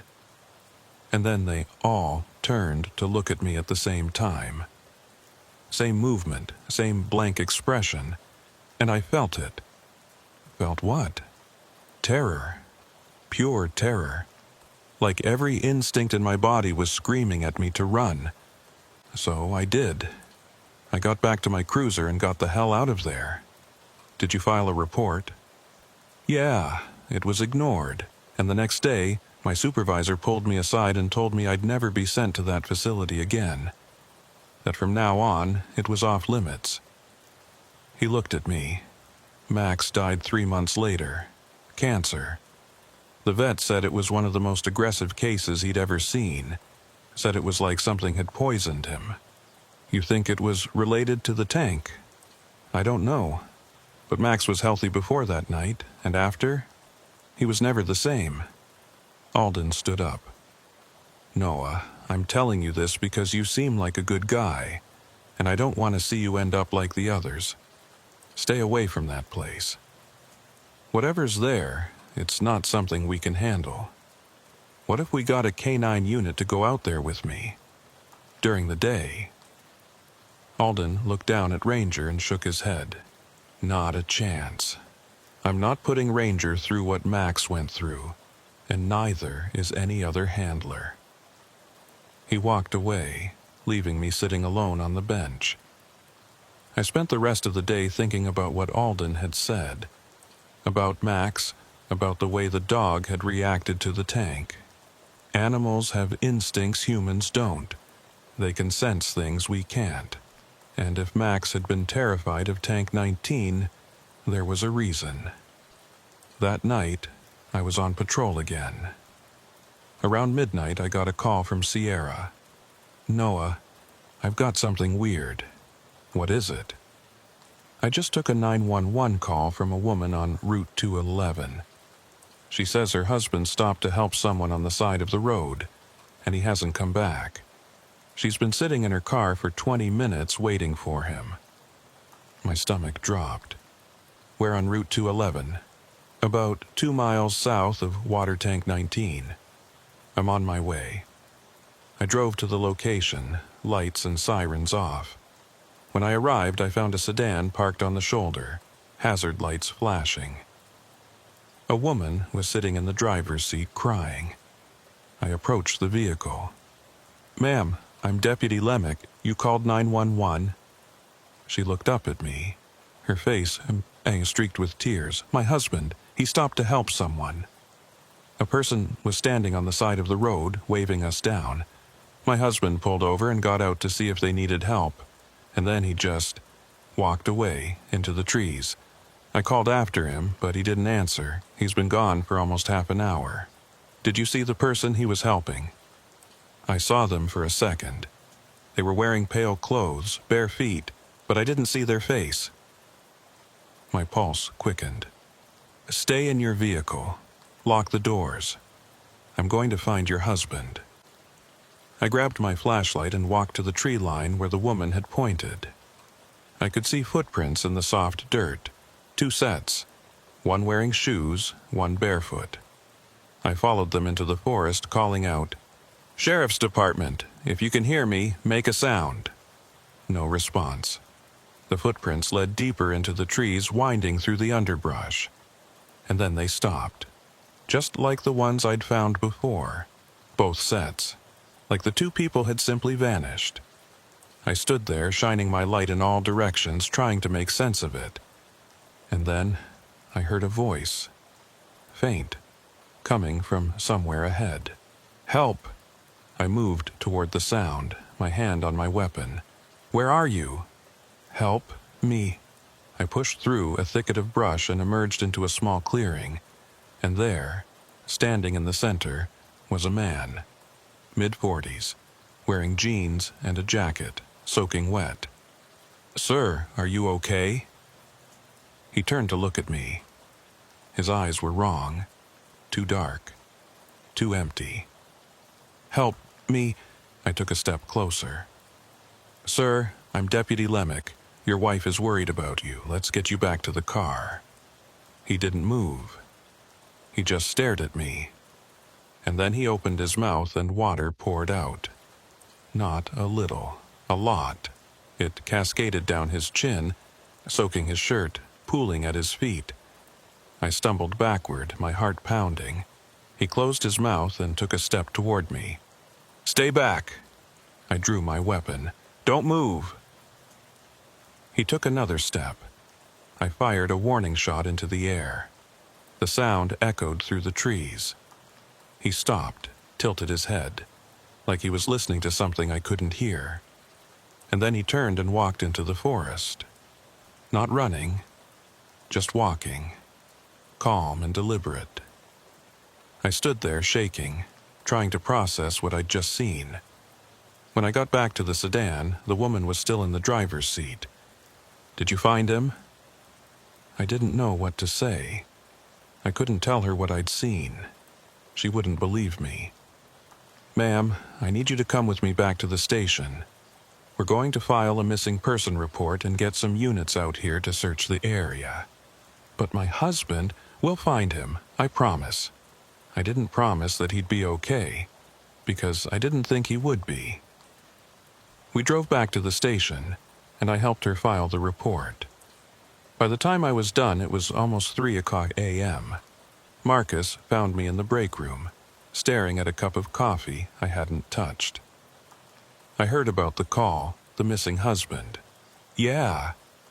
Did you find him? I found something. Marcus sat down across from me. Noah, you need to stop. Whatever you're doing, whatever you're investigating, it's going to get you killed, or worse. What's worse than killed, Marcus? He didn't answer right away. Then, quietly, I don't know. But I've seen what happens to people who go out to that facility too many times. They change. They're not the same anymore. What do you mean they change? I mean, they stop sleeping, stop eating, they just exist. And eventually they disappear, just like the others. I looked at him. How many others? More than you think. I went home that morning and tried to sleep, but I couldn't. I kept seeing that man in the clearing, the water pouring from his mouth. Around noon, I got a call from Sierra. Noah, you need to hear this. What is it? The missing husband from last night. He just walked into the station. I sat up. What? Yeah, he walked in about 10 minutes ago. Said he got lost in the woods and spent the night out there. His wife is here. She's crying, hugging him. He seems fine. I'm on my way. When I got to the station, the husband was sitting in the lobby with his wife. He looked perfectly normal. Dry clothes. No sign of the water I'd seen pouring from his mouth. I approached him. Sir, I'm Deputy Lemick. I was the one who responded to your wife's call last night. He looked up at me and smiled. Thank you, Deputy. I'm sorry for the trouble. I guess I just got turned around in the woods. His voice was normal. His eyes were normal. But something about him was wrong. I could feel it. Can I ask where you spent the night? I found a dry spot under a tree, fell asleep. Woke up this morning and walked back to the road. You weren't cold. You didn't call out for help. I was a little cold, but I'm fine now. He stood up, thanked me again, and left with his wife. I watched them go, and I knew. I knew he wasn't fine. He was one of them now. Whatever was in that tank, whatever was in that water, it had changed him. And there was nothing I could do about it. I couldn't let it go. Not after what I'd seen. Not after the husband walked out of the woods like nothing had happened. I spent the next 3 days reviewing every report, every call, every piece of information I could find about Water Tank 19. And the more I dug, the more I realized how deep this went. There had been incidents dating back to the 1970s, long before the facility was even built. Reports of people acting strangely near the site, walking into the woods and not coming back, or coming back different. The facility had been built in 1982, and for 20 years it operated normally. Just a water treatment plant serving the rural parts of Hackett County. And then, in 2003, Thomas Ridley drowned in Tank 19. After that, everything changed. The facility was shut down. The standing orders were issued, and the county stopped talking about it. But the incidents didn't stop. If anything, they increased. I made a decision. I was going to Tank 19 one more time, at night, and I was going to find out what was inside that water. I didn't tell anyone. Not Sierra, not Marcus, not Alden. I just went. It was a Wednesday night, around 1 a.m. I drove to the facility in my personal truck, not my cruiser. I wore civilian clothes and brought a waterproof flashlight, a rope, and a small sample container. The gate was open, like always. I parked near the main building and walked to Tank 19, my heart pounding. The padlocks on the door were unlocked again. I opened it and shone my light inside. The water was still there. Dark. Still. waiting. I tied one end of the rope to the exterior ladder and lowered myself down to the water's surface. The smell was overwhelming, rust and decay, and something else. Something organic. I knelt at the edge and dipped the sample container into the water. It was cold. So cold it burned. As I pulled the container out, I saw something move beneath the surface. A shape, large, shifting. I scrambled back, dropping the container. It fell into the water and sank immediately, disappearing into the darkness. And then the water began to ripple, not from the container, from something else. Something was rising. I climbed the rope as fast as I could, my hands slipping on the wet fiber. Behind me, I could hear the water churning. I reached the top and pulled myself out of the tank, slamming the door shut behind me. And then I heard it. A voice, coming from inside the tank. My voice. Unit 12, what's your location? I backed away, my legs shaking. The door began to shake. Something was pushing against it from the inside. I ran. I ran to my truck, got in, and drove away as fast as I could. But as I sped down the access road, I looked in my rearview mirror, and I saw them. Dozens of figures, pouring out of the tree line, walking toward the tank. All of them soaking wet. All of them barefoot. And in the center of the group, walking calmly, was the missing husband from 3 nights ago. I drove straight home and locked every door and window. I sat in my living room with my gun on the coffee table, staring at the front door, waiting for something to happen. Nothing did, but around 3:00 a.m. my phone rang. Unknown number. I answered. Hello? Static. And then, through the white noise, I heard it. My own voice. Help, me, I hung up. The next morning, I called in sick. I couldn't go to work. I couldn't face anyone. I spent the day researching, trying to find answers. And I found something. A geological survey from 1979, before the facility was built. It mentioned an underground aquifer beneath the site, but not a normal aquifer. The survey noted unusual mineral composition and unexplained water flow patterns. It recommended against drilling in the area, but they'd built the facility anyway, and they'd drilled into Tank 19. They'd tapped into something that shouldn't have been disturbed. That night, Sierra called me. Noah, where have you been? Everyone's looking for you. I'm at home. I'm sick. You don't sound sick. You sound scared. I didn't respond. Noah, what did you do? I went to the tank. Last night, I went inside. There was a long silence. Jesus Christ, Noah. I needed to know. I needed to see what was in there.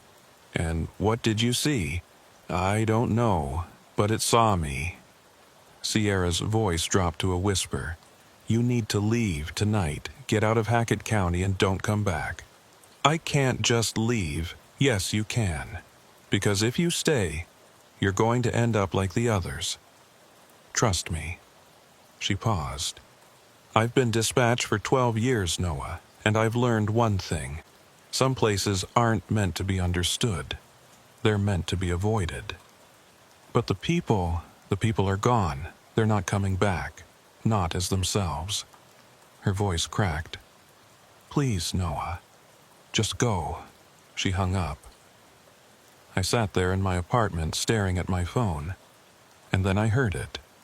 A knock at my door. I grabbed my gun and moved to the window, looking out.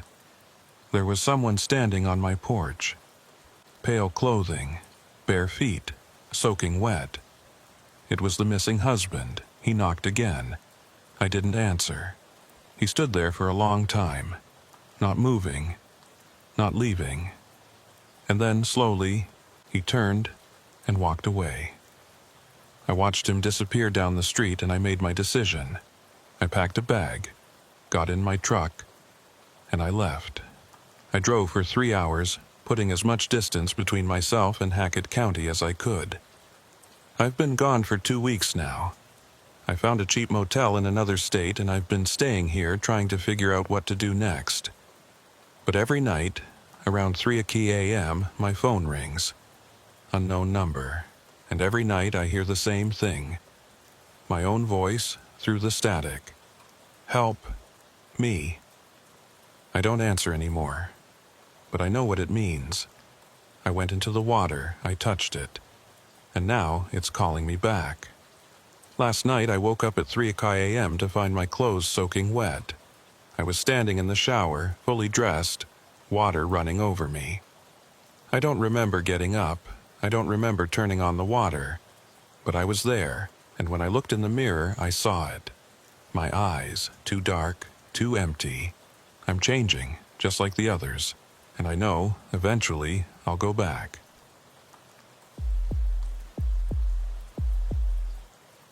I'd been a state trooper for 6 years when I got transferred to District 9, which covered the rural northeastern corner of the state, mostly farmland, forest, and forgotten stretches of highway that nobody used anymore.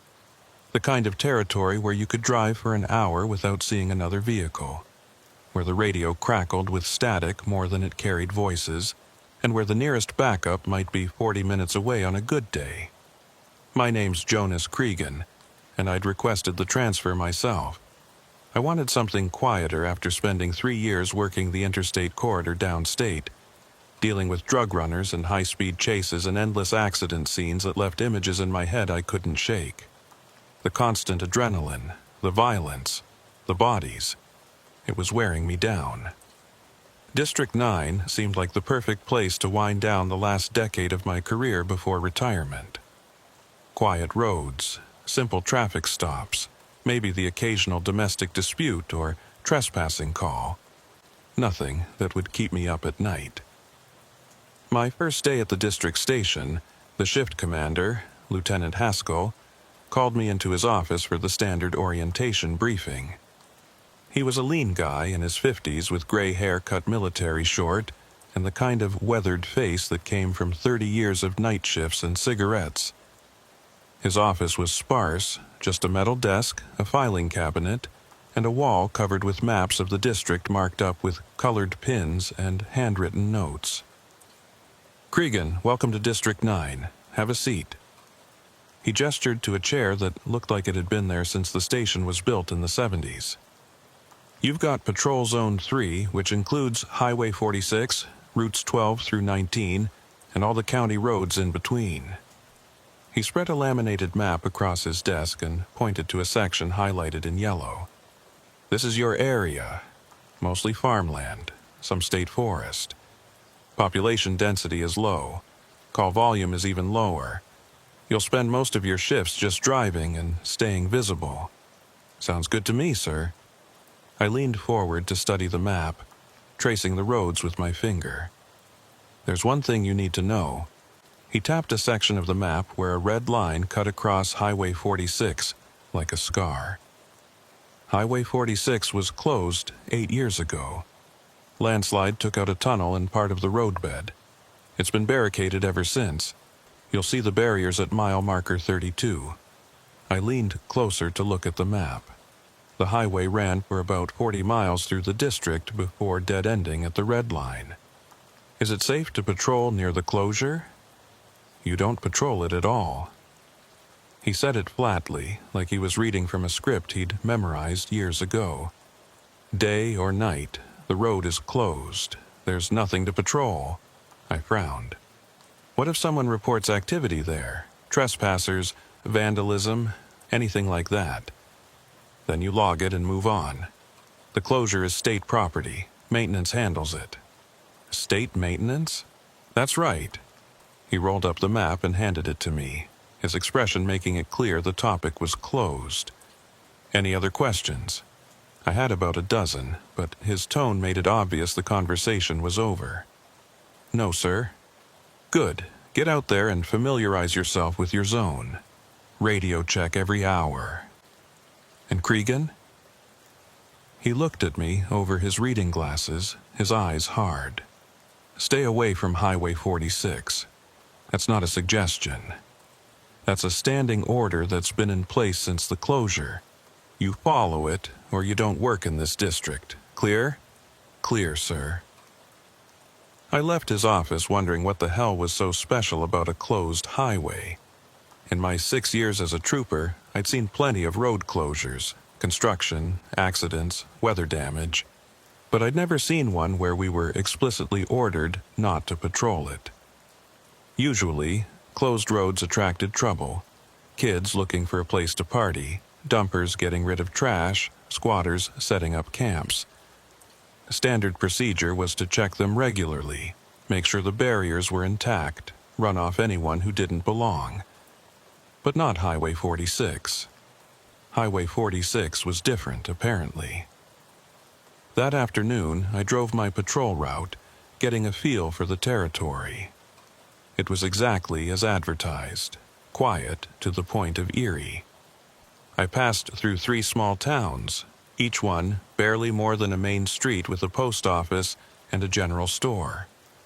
I checked in with the local sheriff's departments, introduced myself, established the usual professional relationships. Then I spent most of the day driving empty 2-lane roads through endless fields of corn and soybean, past abandoned farmhouses and rusted silos, through patches of dense forest where the trees grew right up to the edge of the asphalt. The whole district had a feeling of slow decay, like civilization had tried to take root here and mostly failed. For every working farm, there were 2 or 3 abandoned ones. For every occupied house, there were empty ones with boarded windows and caved-in roofs.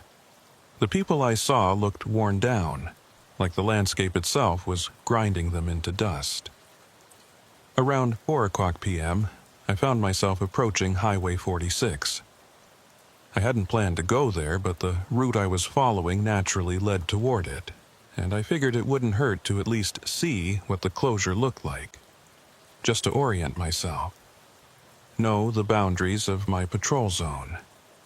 The entrance was marked by large orange barriers, the kind made of reinforced concrete, each one weighing at least a ton. They were positioned across both lanes, completely blocking access. Behind them was a permanent electronic sign, its message clear: road closed, no access. Violators will be prosecuted. But as I pulled closer, I noticed something. The barriers weren't flush against each other. There was a gap on the right side, maybe 3 feet wide, just wide enough for a vehicle to squeeze through if the driver was careful. I pulled over onto the shoulder and got out to take a look. The barriers were heavy concrete blocks, the kind that usually took a truck and a crew to move. But someone had moved them. Recently, judging by the fresh scrape marks in the asphalt, black rubber streaks and stone dust that hadn't been washed away by rain yet. I walked past the barriers onto Highway 46 itself. The road looked normal at first. 2 lanes, faded yellow line down the center, asphalt cracked and sprouting weeds but still intact. I could see for maybe a 1/4 mile before the road curved and disappeared into the trees. The forest on both sides was thick, pressing in close to the pavement like it was trying to reclaim the highway. Nothing about it looked particularly dangerous or unusual, just an old highway, abandoned and overgrown. The kind of road you could find anywhere in rural America, slowly being forgotten as traffic patterns changed and newer routes were built. But something about it felt wrong. The air was colder here, even though the sun was still shining, and it was a warm September afternoon. And it was too quiet. No birds singing in the trees. No insects buzzing. No wind rustling the leaves. Just silence. The kind of silence that makes you aware of your own breathing, your own heartbeat. I stood there for a moment, listening to nothing, and felt the hairs on the back of my neck stand up. It was the same feeling I'd gotten a few times in my career, walking up to a car during a traffic stop and sensing somehow that the driver was armed, standing outside a house on a domestic call and knowing, before the door even opened, that things were about to go bad. that primal warning system that evolution had given us, telling us when we were in danger. I shook it off and walked back to my cruiser. Probably just my imagination, fueled by Haskell's weird warning and the creepy atmosphere of the abandoned road. I radioed in, keeping my voice casual. "Dispatch, this is Trooper Cregan, Unit 47. I'm at the Highway 46 closure, mile marker 32. Barriers have been moved. Looks like possible unauthorized access." The dispatcher, a woman named Monica, who I'd met briefly that morning, responded after a pause. "Copy, Unit 47. Are you requesting maintenance?" "I'm requesting an explanation. Who's authorized to move these barriers?" Another pause, longer this time. I could hear her typing on a keyboard, consulting something. "Stand by, Unit 47. I waited, leaning against my cruiser, watching the gap between the barriers. 5 minutes passed, then 10. I was about to call again when a different voice came through the radio. Male. Older. Authority radiating through the static. "Unit 47, this is Lieutenant Haskell. What's your status?" "I'm at the Highway 46 closure, sir. The barriers have been moved. I was just reporting, get back in your vehicle and clear the area. Now." His tone stopped me cold. "Sir, that's an order, Trooper. Clear the area and continue your patrol. Do not investigate the barrier movement. Do not file a report about it. Is that understood?" I felt a spike of irritation. I'd been a trooper for 6 years. I knew how to do my job. "Sir, if someone's accessing a closed road," I said, "is that understood, Trooper Cregan?" His voice was ice. "Understood, sir." "Good. Continue your patrol. Haskell out." The radio went dead. I stood there for a moment, staring at it, then got back in my cruiser and drove away. But I kept glancing in my rearview mirror at Highway 46, watching it disappear behind me, and the questions kept piling up in my head. Why was Haskell so insistent that I stay away? Why didn't he want me to report the moved barriers? And why did he sound almost scared? That night, I stopped by the district station to file my daily report. The building was quiet. Most of the day shift already gone home. I found another trooper in the break room, a younger guy named Ellis, maybe late 20s, making coffee that smelled like it had been sitting in the pot since morning. "Ellis, you been working District 9 long?" He looked up, sizing me up with the careful neutrality that cops use with each other until they figure out if you're trustworthy. 3 years. "You're the new guy, right? Cregan?" "That's me. Can I ask you something?" "Sure." He poured himself a cup of the toxic-looking coffee. "What's the deal with Highway 46? His hand froze on the coffee pot. For just a second, his expression changed. Something flashed across his face that looked like fear. Then it was gone, replaced by studied indifference. "You went out there?" "Just to the barrier. Noticed someone had moved it. When I reported it, Haskell practically ripped my head off. Told me to clear out and not file a report." Ellis set down the pot and lowered his voice, glancing toward the door to make sure we were alone. "Because that road is off limits. Has been since before I got here. And the guys who don't respect that end up transferred. Or worse. Worse how? I don't know exactly, but there was a trooper a few years back, guy named Patterson, Derek Patterson. Good guy, good cop. He'd been in the district for like 8 years, knew it inside and out. But he got obsessed with Highway 46, started patrolling it at night against orders, filing reports about unusual activity, lights on the road, vehicles that shouldn't have been there." Ellis took a sip of his coffee, grimaced. Then one day he just didn't show up for his shift. They found his cruiser parked at the barrier, doors open, engine running, radio still on. No sign of Patterson. He was just gone. My chest tightened. What happened to him? Nobody knows. Official reports said he abandoned his post and resigned. But that's bullshit. Patterson wasn't the type to just walk away from a job. And his wife, she said he'd never do that. Said he'd been acting strange for weeks before he disappeared. Couldn't sleep. Kept waking up in the middle of the night saying he heard things. Kept talking about lights on the highway. Lights? That's what she said. He told her he'd seen lights on Highway 46 at night. Vehicle lights, but not moving like normal traffic. Just sitting there in the dark. And when he'd go to investigate, they'd disappear. Ellis dumped out his coffee and rinsed the cup. My advice? Stay away from that road. Whatever's going on there, it's above our pay grade. Way above. You think something's really going on, or is it just rumors? I think if the lieutenant tells you to stay away from something, you stay away. Unless you want to end up like Patterson.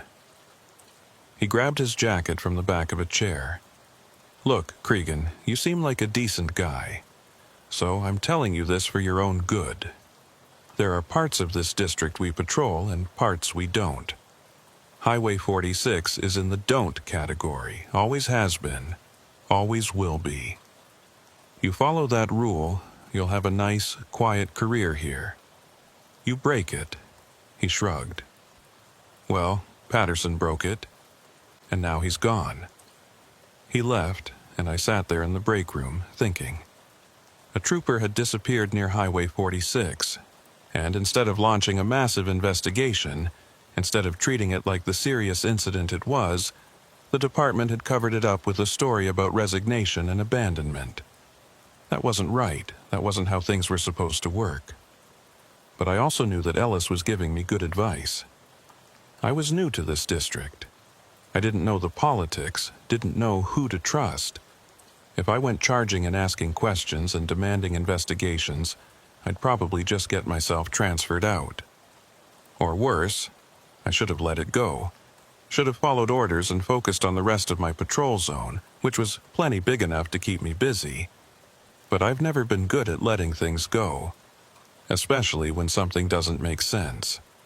Especially when I smell a cover-up.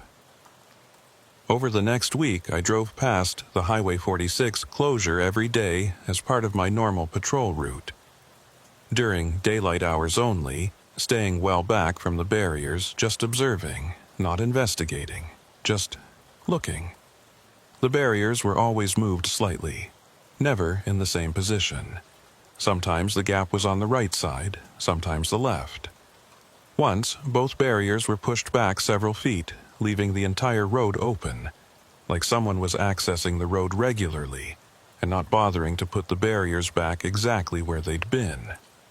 Or like they wanted them moved, wanted the road accessible. On Friday afternoon, my 7th day in the district, I decided to take a closer look. I parked my cruiser on the shoulder about 100 yards from the barriers and walked up on foot, moving casually like I was just stretching my legs. If anyone was watching, I wanted to look innocent. Just a bored trooper taking a walk. The road beyond the barriers was empty, as always. But as I stood there, pretending to check my phone, I noticed something I hadn't seen before. Tire tracks. Fresh ones. The tread pattern still sharp and clear. Leading past the barriers and onto the closed highway. Not just one vehicle. Multiple vehicles. Different tread patterns. Different widths. Cars, trucks, maybe even something larger.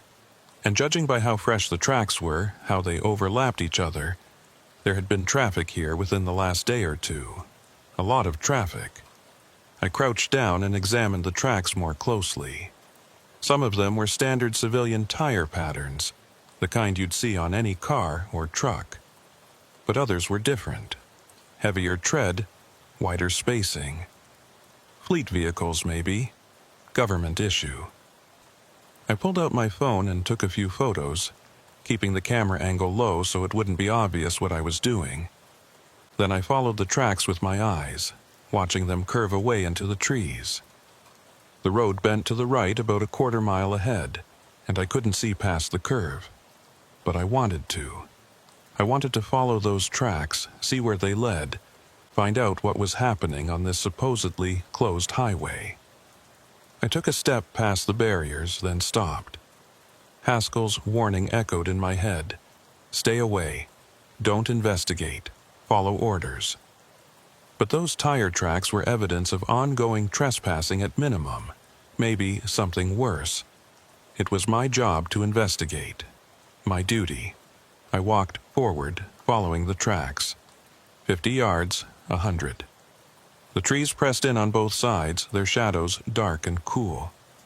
The silence was oppressive, broken only by my footsteps on the cracked asphalt. 200 yards. The road curved to the right, and as I came around the bend, I saw it. The tunnel. It was built into the side of a hill, a concrete portal maybe 20 feet wide and 15 feet high. The entrance was dark, a perfect rectangle of shadow against the gray concrete. I could see where the roadbed had partially collapsed on the right side, the landslide that had supposedly closed the highway 8 years ago. A pile of dirt and broken concrete had spilled across the right lane, narrowing the passage. But the left lane was clear, completely passable. And the tire tracks led straight into the tunnel, disappearing into the darkness.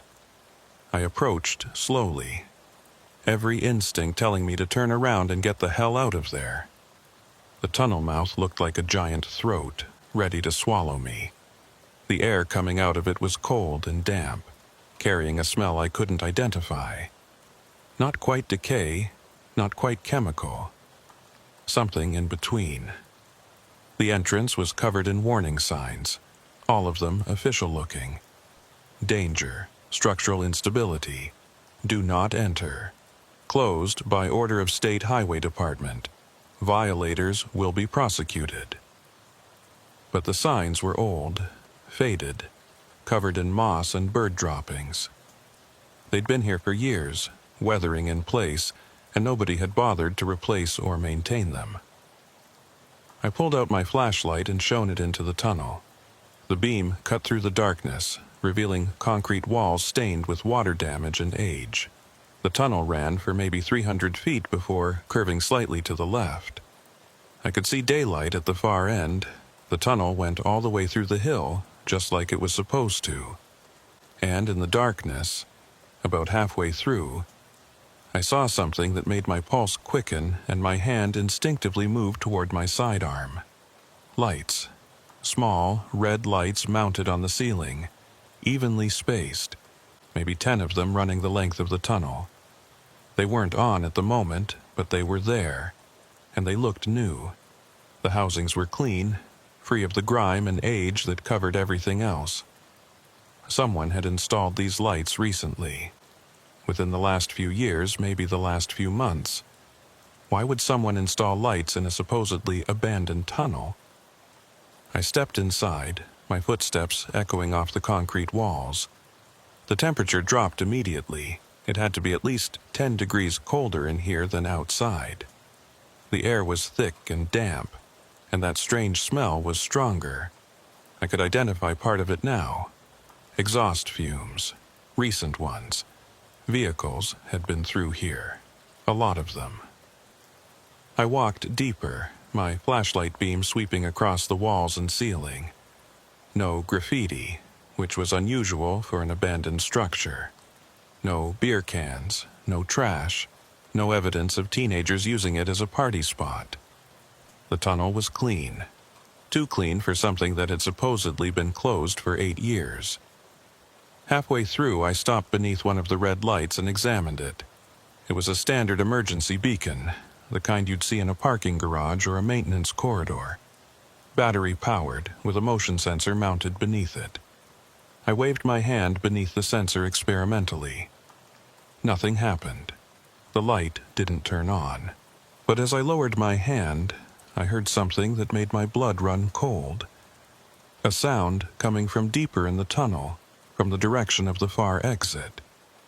An engine, distant but growing louder, the low rumble of a heavy vehicle moving slowly through the tunnel. Someone was coming. I turned and ran back toward the entrance. my boots pounding on the concrete, the sound echoing and re-echoing until it seemed like a dozen people were running. Behind me, the engine noise grew louder, closer, the rumble filling the tunnel and making the air vibrate. I burst out of the tunnel into the daylight and kept running, back toward the barriers, back toward my cruiser. My heart was hammering in my chest, adrenaline flooding my system. As I reached the barriers, I looked back over my shoulder. A vehicle was emerging from the tunnel. A dark SUV with heavily tinted windows, government plates, no markings. It slowed as it reached the tunnel entrance, then stopped completely. I couldn't see the driver through the tinted glass, but I knew they could see me. I was in full uniform, standing in the middle of a closed highway, obviously somewhere I wasn't supposed to be. We stayed like that for what felt like forever, but was probably only 10 or 15 seconds. Me standing by the barriers, frozen like a deer in headlights. The SUV sitting at the tunnel entrance, engine idling, dark windows revealing nothing. Then it backed up slowly, turned around inside the tunnel mouth and disappeared back into the darkness. Like it had decided I wasn't worth the trouble. Or like whoever was driving didn't want to be seen any more than I wanted to see them. I stood there, breathing hard, my hand still on my sidearm even though I hadn't drawn it. Then I got back in my cruiser and drove straight to the station, my mind racing. There were vehicles using Highway 46, active vehicles with government plates, and there were lights installed in the tunnel, motion sensors, signs of regular maintenance. This wasn't an abandoned road. This was an active access route to something the state police were supposed to stay away from. Why? I found Lieutenant Haskell in his office, working on paperwork. When I knocked on the doorframe, he looked up and immediately his expression went hard. "Sir, I need to report something." He set down his pen slowly. "You went to Highway 46 again." It wasn't a question, somehow he already knew. "Yes, sir, and I saw—" "I don't care what you saw." He stood up, his chair scraping against the floor. "Trooper Cregan, I gave you a direct order to stay away from that location. You disobeyed that order. Sir, there are vehicles using that road. Active vehicles with government plates. And there are lights installed in the tunnel. New lights with motion sensors. Stop." He held up a hand, his face flushed with anger. Or maybe fear. "I'm going to say this once, and you're going to listen. Highway 46 is not your concern. It's not my concern. It's handled by a different agency. Whatever you saw, whoever you saw, it's none of your business. None of our business." "What agency?" "I don't know. And neither do you. And we're both going to keep it that way." He sat back down, picked up his pen like the conversation was over. "You're a good trooper, Cregan. I looked at your record before approving your transfer. You're competent, you're thorough, you follow procedure. Don't throw your career away over this. Go back to your patrol zone and forget about Highway 46. "Sir, with all due respect—" "Dismissed, trooper." His tone left no room for argument. I left his office feeling like I'd been punched in the gut. The department knew about the activity on Highway 46. They had to know.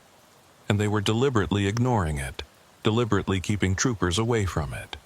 Which meant whatever was happening there had official sanction, or at least official protection. Why? That night, I couldn't sleep.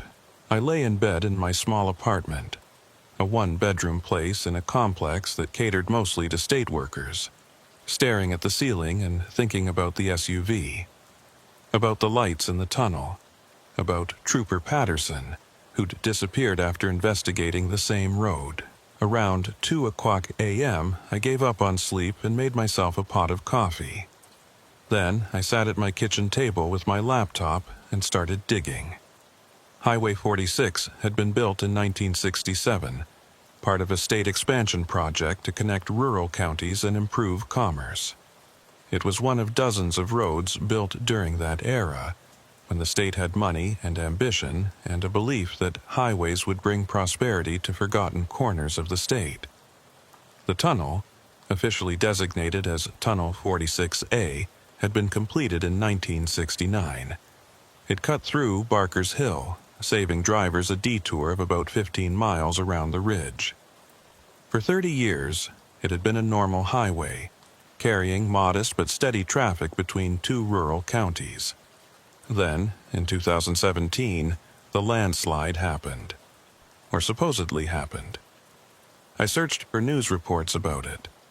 Local papers, state news sites, anything. And found almost nothing. No coverage in the local paper. No press releases from the state transportation department. No mentions in the state police reports for that period. Just a brief note in the district maintenance log, which I accessed through the state police database. Highway 46 closed indefinitely due to structural failure. Barriers installed per order of State Transportation Director. That was it. No details about the landslide itself. No reports of injuries or property damage. No environmental impact assessment, which was usually required for that kind of geological event. Just closed. I dug deeper, going back further, found a geological survey from 2016, 1 year before the closure, that mentioned the area around the tunnel. The survey, commissioned by the State Environmental Department, noted unusual seismic activity and unexplained ground vibrations near mile marker 35 of Highway 46. Mile marker 35 was right where the tunnel was located. The survey recommended further investigation and continuous monitoring, but there was no follow-up report. Nothing. Like the investigation had been shut down before it could produce results. I kept searching, found something else that made my instincts tingle. A property record from 2015 showing that the state had purchased a large tract of land adjacent to Highway 46. 300 acres of forest and hillside, bought from a private owner named Gerald Hutchins for $2.3 million. The purpose listed on the deed, transportation infrastructure development, but no development had ever happened. I checked the property records through the present day. No buildings permitted, no construction reports, no environmental reviews. The land just sat there, owned by the state, fenced and empty. Or, supposedly, empty.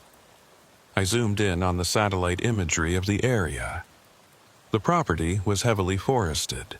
The trees thick enough that you couldn't see the ground in most places, but I could make out what looked like a cleared area near the center. Maybe 10 acres of open ground. And in that clearing, something that might have been buildings. The resolution wasn't good enough to be sure. I saved the images and kept digging. Found budget reports for the State Transportation Department from 2017, the year of the closure. Buried in the line items was an entry for Highway 46 Site Maintenance and Security, with a budget allocation of $450,000 per year. $450,000 every year for 8 years. To maintain a closed highway? That didn't make sense. You didn't spend nearly $500,000 a year to maintain a road nobody used. You spent maybe $50,000 to keep the barriers in place and repaint the warning signs every few years. What was that money actually paying for? I was still searching at 5 a.m. when my alarm went off. I showered, got into uniform, and headed to the station for my shift, feeling like I'd been hit by a truck. But my mind was sharp, focused, racing with possibilities. During my morning briefing, I kept my mouth shut. Didn't mention Highway 46. Didn't ask questions. Just took my assignment. Same patrol zone as always, and headed out. But instead of following my normal route, I drove to the nearest town to Highway 46, a place called Ridgeway, population 800 according to the faded sign at the town limits. Ridgeway was the kind of town that time had passed by. One main street with a few shops, a diner, a post office, a gas station that looked like it hadn't been updated since the 80s. Half the storefronts were empty, windows boarded or broken. The people I saw moving along the sidewalks looked worn down, faces lined with worry and hard work. I parked in front of the diner, a chrome-sided building called Marge's Place, and went inside. The interior was pure Americana. Red vinyl booths, checkered floor tiles, a long counter with chrome stools. A few locals were scattered around, drinking coffee and eating breakfast. They all looked up when I walked in, their conversations dying, that instinctive wariness that small-town people have toward outsiders, especially outsiders in uniform. I took a seat at the counter. A waitress in her 60s approached, coffee pot in hand, name tag reading Doreen. She had the weathered look of someone who'd worked this job for decades, friendly but tired. "Morning, officer. Coffee?" "Please." She filled a mug and set it in front of me. "You're not from around here. Just transferred to District 9, working patrol in this area." I added cream to my coffee, keeping my tone casual. "Trying to get to know the territory. Long way from the district station." She refilled the mug of a farmer 2 stools down. "I like to be thorough. Mind if I ask you something?" "Depends on what you're asking." But she smiled when she said it. "Highway 46. I heard it was closed a few years back. Landslide, right?" The smile faded. She glanced around the diner, then lowered her voice. "That's what they said." "You don't believe it?" She set down the coffee pot and leaned on the counter. "Highway 46 has been closed for 8 years. And in those 8 years, I've seen more traffic on that road than I ever saw when it was open." My pulse quickened. I kept my voice neutral. "What kind of traffic?" "Government vehicles. Big SUVs with tinted windows, construction trucks, unmarked vans, all headed toward the tunnel, usually at night." She glanced around again, making sure no one else was listening. "My nephew works for the county road crew. He says the state pays them a retainer to keep the barriers moved aside at night. Says there are vehicles going in and out all the time, sometimes a dozen in one night. But nobody's supposed to talk about it." "Why not?" "Because the people who use that road don't want to be noticed. And if you notice them, bad things happen." "Like what?" She straightened up, her expression going careful. "Like you lose your job, or your business gets hit with code violations you can't fight, or the bank suddenly calls in your loan, or your kid gets pulled over every week for nothing, gets tickets you can't afford." She picked up the coffee pot again. "People around here learned a long time ago, officer. You don't ask questions about Highway 46. You don't talk about what you see. You just stay away and mind your own business. What if I told you I was going to look into it? Make sure everything's legitimate?" She looked at me for a long moment, something like pity in her eyes. "Then I'd say you're either very brave or very stupid. And I'd recommend you write a will before you start asking questions." She moved away to serve another customer, and I sat there drinking my coffee and thinking. This wasn't paranoia or conspiracy theory. This was a small-town waitress giving me the same warning I'd gotten from my lieutenant and from Ellis. Stay away. Don't ask questions. Don't investigate. Which meant there really was something happening on Highway 46. Something big enough and powerful enough to intimidate an entire community into silence. I finished my coffee, left a generous tip, and walked out to my cruiser. As I was getting in, an old man sitting on a bench outside the general store called out to me. "You asking about the highway?" I walked over. He was maybe 75, wearing overalls and a John Deere cap, face tanned and creased like old leather. "You heard that? Small town. People talk." He gestured to the space next to him on the bench. "Sit for a minute." I sat. He was quiet for a while, watching a few cars drift past on the main street, then said, "I've lived here 60 years, watched this town grow, then watched it shrink, watched people come and go. But Highway 46, he shook his head. That road's been trouble since the day they built it. What do you mean? They drilled that tunnel in '69. I was working construction then, though not on that project. But I knew guys who were, and they said things got weird during the drilling. Equipment malfunctions. Strange sounds coming from deep in the rock.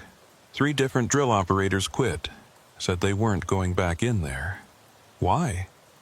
They wouldn't say, or couldn't. I think they signed something, some kind of agreement. But one of them, a guy named Ray Porter, he got drunk one night and told me they'd hit something. Not rock, not water.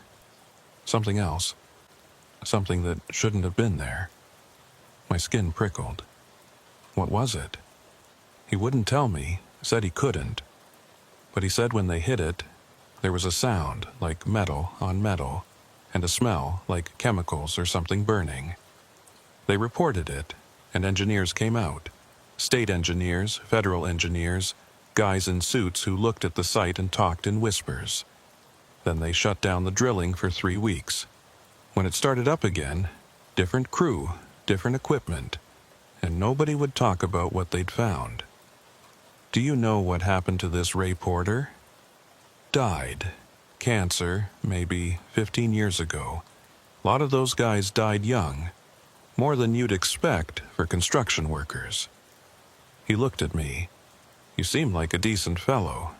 So, I'm going to tell you what I told that other trooper, the one who disappeared.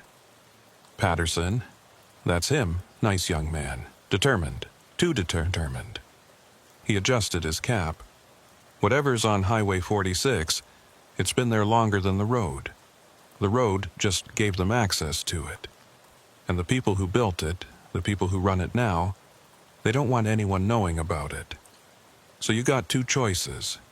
You can walk away, keep your job, maybe keep your life, or you can dig deeper and end up like Patterson. What happened to Patterson? Don't know. But I saw his car that day before they towed it. I was driving past and saw all the cruisers and the commotion. Pulled over to see what was happening. His car was sitting there at the barrier, engine running, everything you heard. But there was something else. Something they didn't put in any report. What? Water. The driver's seat was soaking wet, like someone had dumped a bucket of water on it. And there were wet footprints leading from the car toward the tunnel. Barefoot prints. Going in but not coming out. I felt my chest tighten. Did you tell anyone? Told my wife, told the sheriff. He told me to keep my mouth shut if I knew what was good for me. The old man stood up slowly, joints creaking. I've said my piece. What you do with it is up to you. But remember, every man who's gone looking for answers on Highway 46 has ended up dead, or disappeared, or wished they were dead. You sure you want to be next? He walked away, leaving me sitting on that bench, staring at the quiet street and thinking about wet footprints and a missing trooper.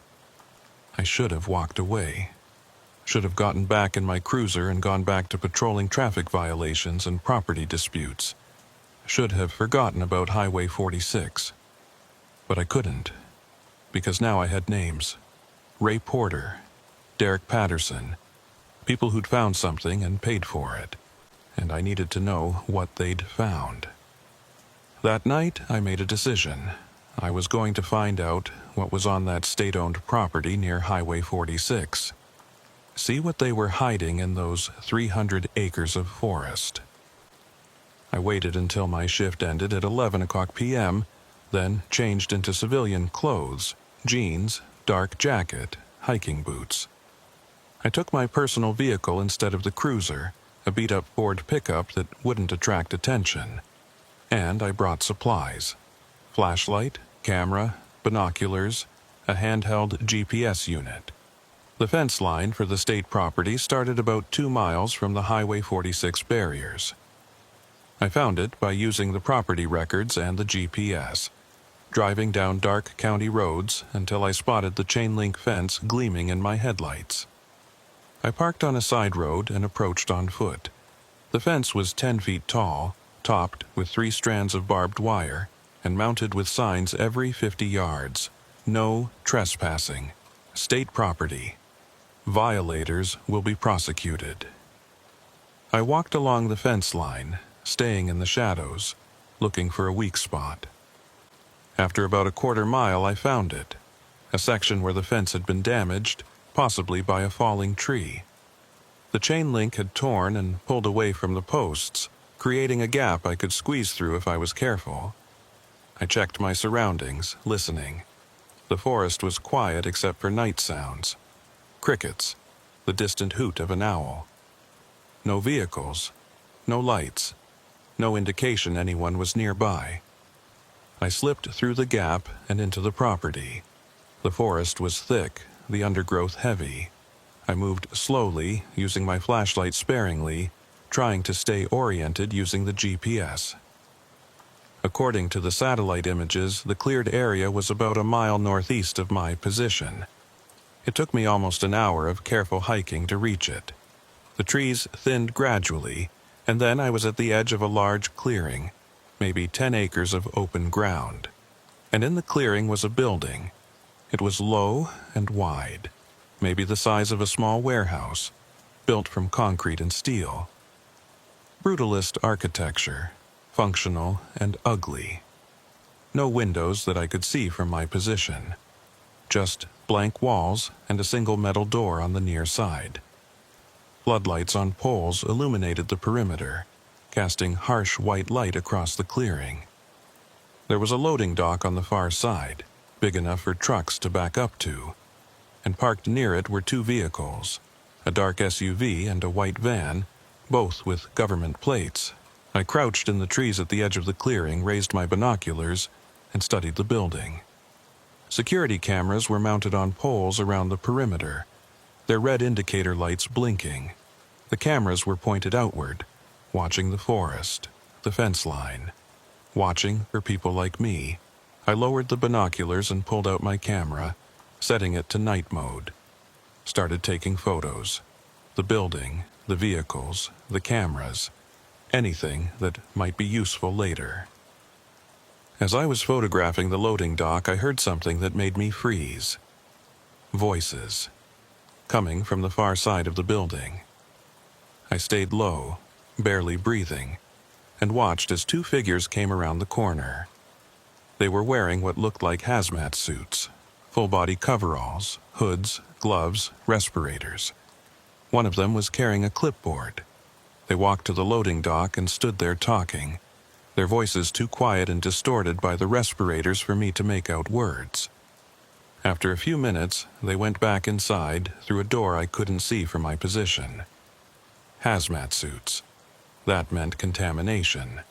Chemical, biological, radiological. Something dangerous enough to require protective equipment. What the hell were they doing out here?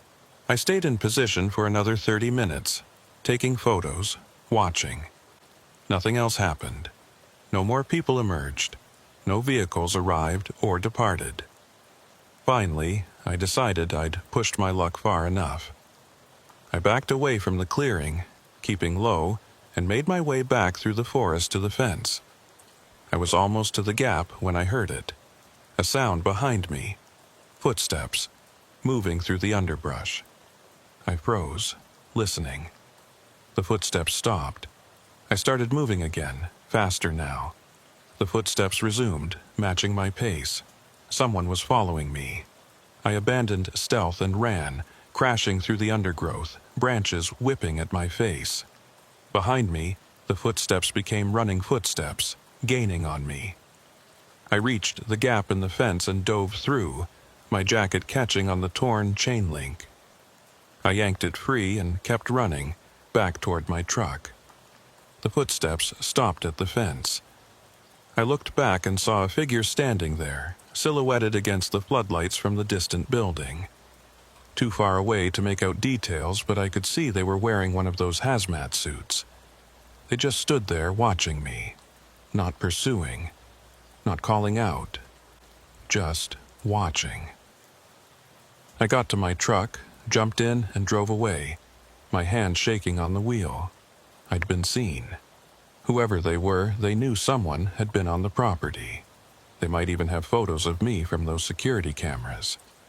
I drove straight home and sat in my apartment, trying to calm down, trying to think. I had evidence now. Photos of the facility. Confirmation that there was active work happening on that property. Hazmat suits, which meant dangerous materials. But I also had a problem. I'd been trespassing on state property. If they wanted to, they could have me arrested, get me fired, end my career. Unless I made sure the information got out first. Made sure enough people knew what I'd found that they couldn't just bury it. I needed help. I needed someone outside the system, someone who could investigate without being silenced. I spent the next hour searching online for investigative journalists in the region. Found a reporter for a regional newspaper called the Northeast Standard, a woman named Sarah Wickham. Her bio said she'd worked as an investigative journalist for 15 years, written exposés on government corruption, environmental violations, corporate malfeasance. She seemed like someone who wouldn't be easily intimidated. I sent her an email from a throwaway account, brief and vague. I'm a state trooper. I have information about illegal activity at a state-owned facility in District 9. Need to meet in person. Urgent. Can you help? Then I waited, checking my email obsessively, unable to sleep. 2 hours later, just after 3:00 a.m., I got a response. Meet me at Marge's Place Diner in Ridgeway. 2 o'clock today. Come alone. Don't wear your uniform. S.W. I managed to get a couple hours of sleep, then called in sick for my shift. I'd never done that before. In 6 years, I'd taken maybe 3 sick days total. But I needed this meeting more than I needed to patrol empty roads. I drove to Ridgeway and arrived at the diner early, around 1:30 p.m. Took a booth in the back where I could see the door, ordered coffee, and waited. Sarah Wickham showed up right at 2 p.m. I recognized her from her photo on the newspaper's website. Mid-30s, dark hair pulled back, sharp eyes that took in everything as she scanned the diner. She spotted me immediately. I was the only person sitting alone in a back booth, and walked over. Trooper Cregan? Just Jonas today. Thanks for meeting me. She slid into the booth across from me, setting down a notebook and a digital recorder. Your email was intriguing. What have you got? I told her everything. The closed highway, the tunnel, the mysterious SUV, the state-owned property with the concrete building, the hazmat suits, the budget allocations, the disappearance of Trooper Patterson. She listened without interrupting, taking occasional notes, her expression serious and focused. When I finished, she sat back and studied me. You know this sounds insane, right? I know, but I have evidence.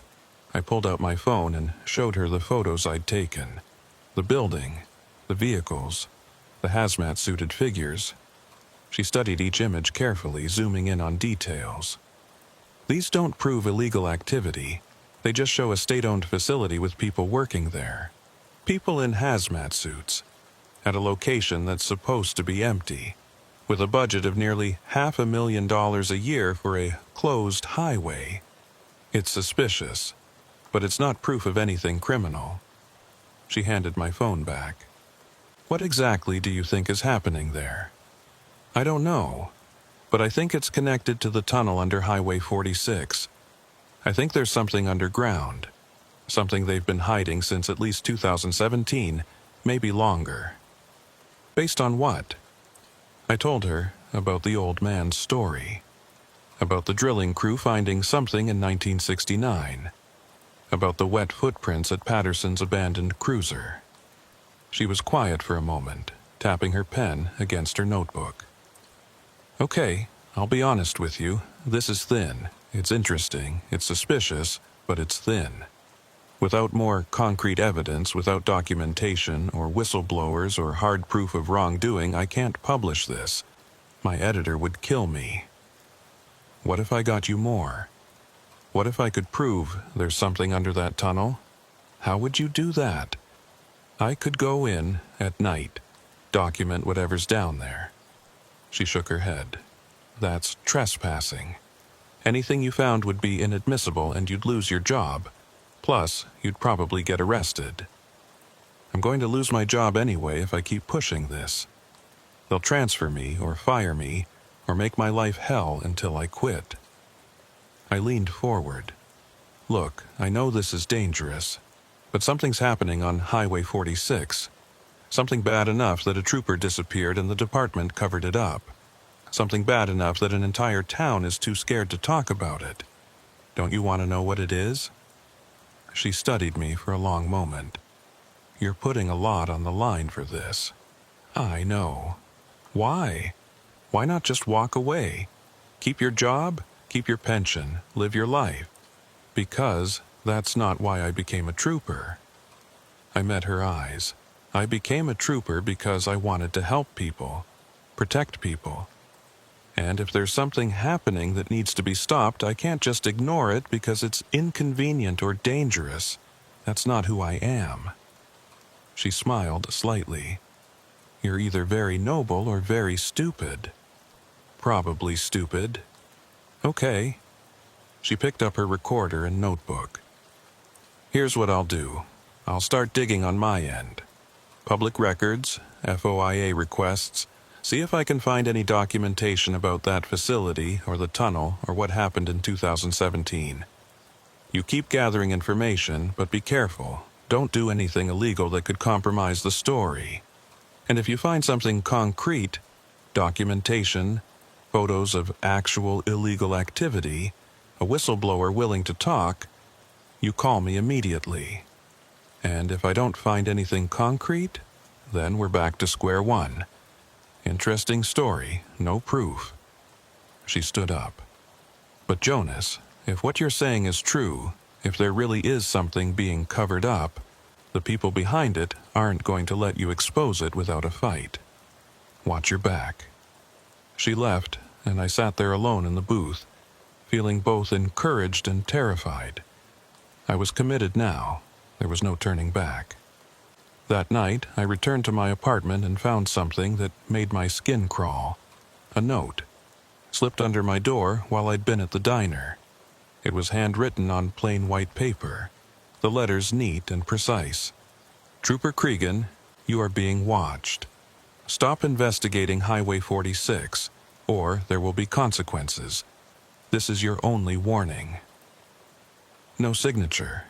No indication of who'd written it. I stood there holding the note, my hands shaking. They knew who I was.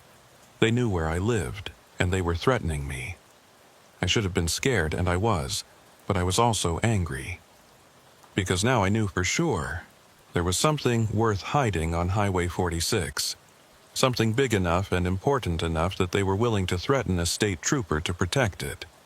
And I was going to find out what it was, even if it killed me. The next morning, I did something I probably should have done earlier.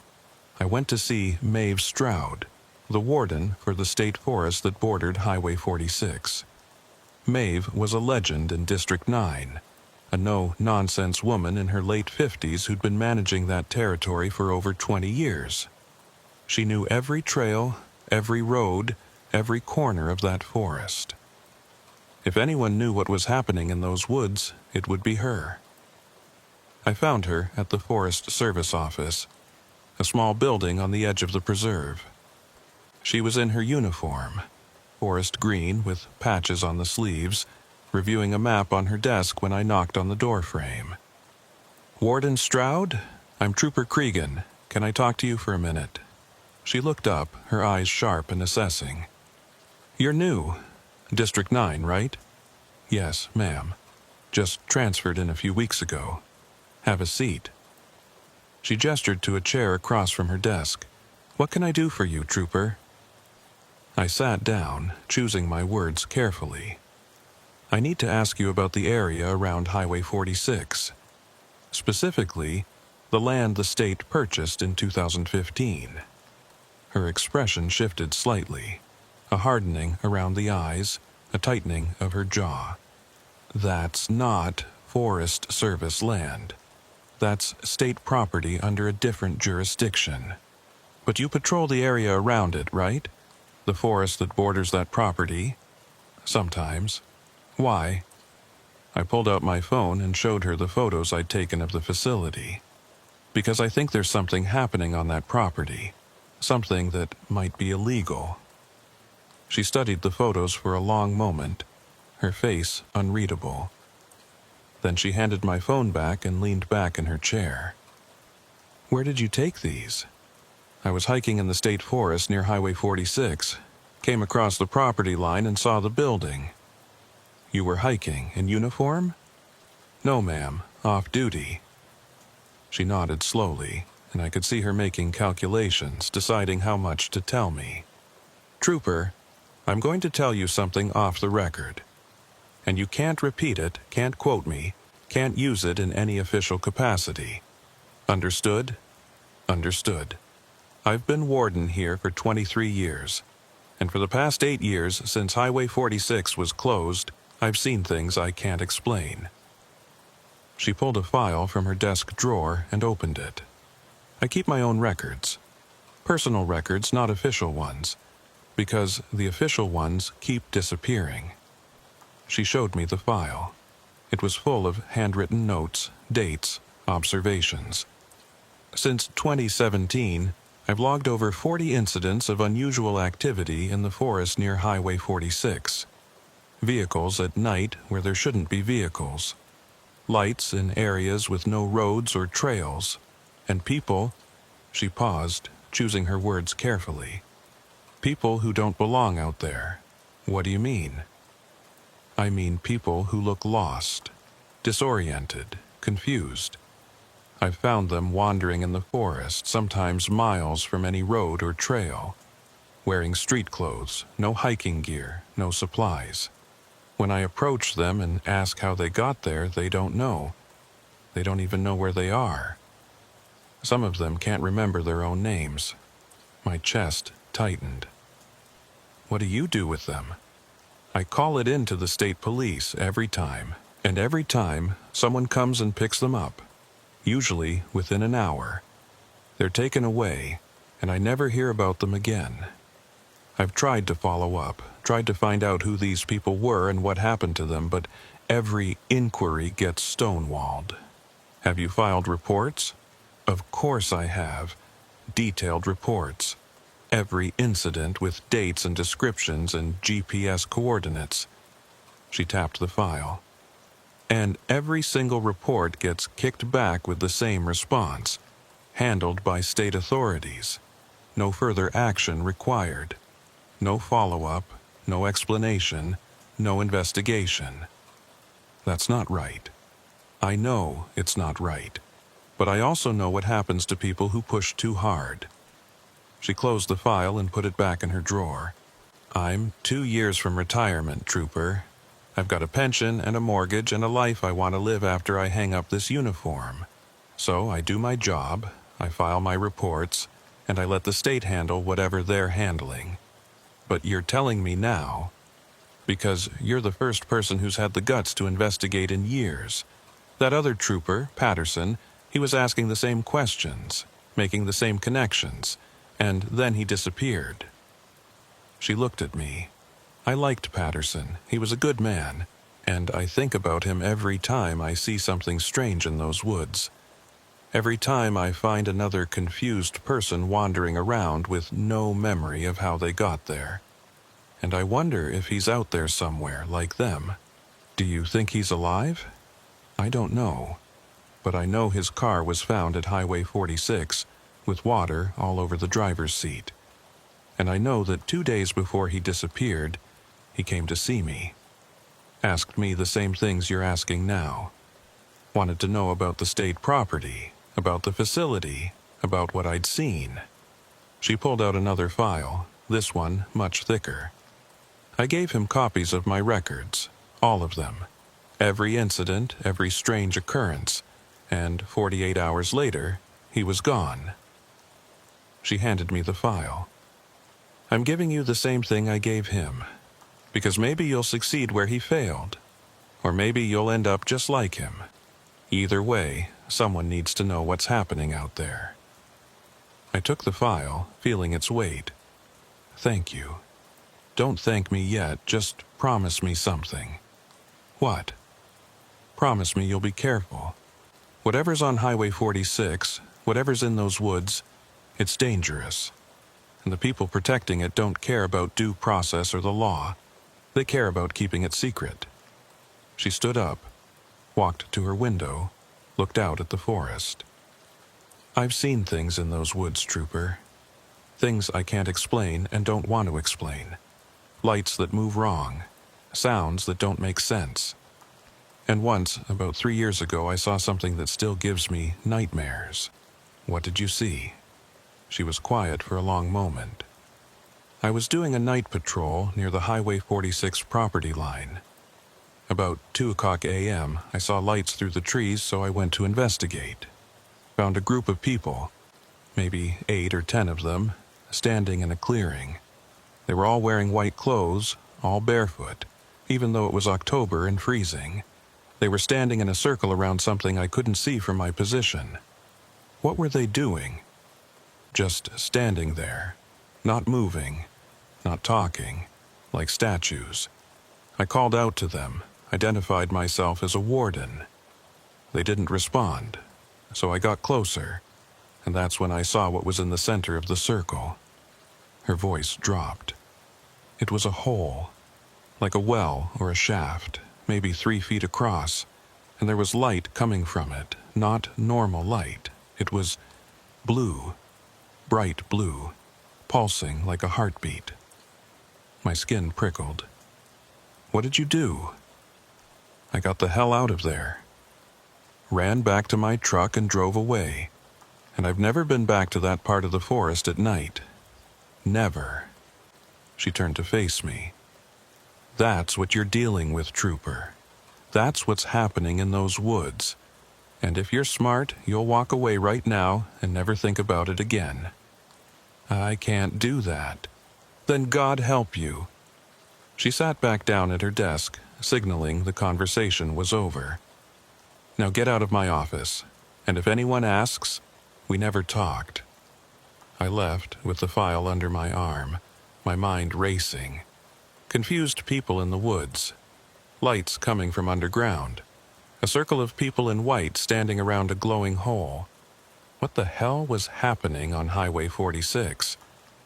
I spent the rest of the day in my apartment, going through Maeve's records. They were meticulous. Dates, times, locations, detailed descriptions of every incident, and the pattern was clear. The activity had started immediately after Highway 46 closed in 2017. Before that, Maeve's records showed normal Forest Service operations, maintenance, fire prevention, wildlife management. Nothing unusual, but after 2017, the incidents began. First, just a few per year. Then, more and more, until by 2023, she was logging something unusual almost every week. People found in the woods, vehicles where they shouldn't be, lights, sounds, and always they were near the Highway 46 property line. I cross-referenced her notes with missing person reports in the region. Found something that made my blood run cold. Over the past 8 years, 17 people had been reported missing in the counties surrounding Highway 46. 17 people who'd vanished without a trace, with no evidence of foul play, no bodies ever found. And at least 6 of them had last been seen on Route 211, the road that led to Highway 46.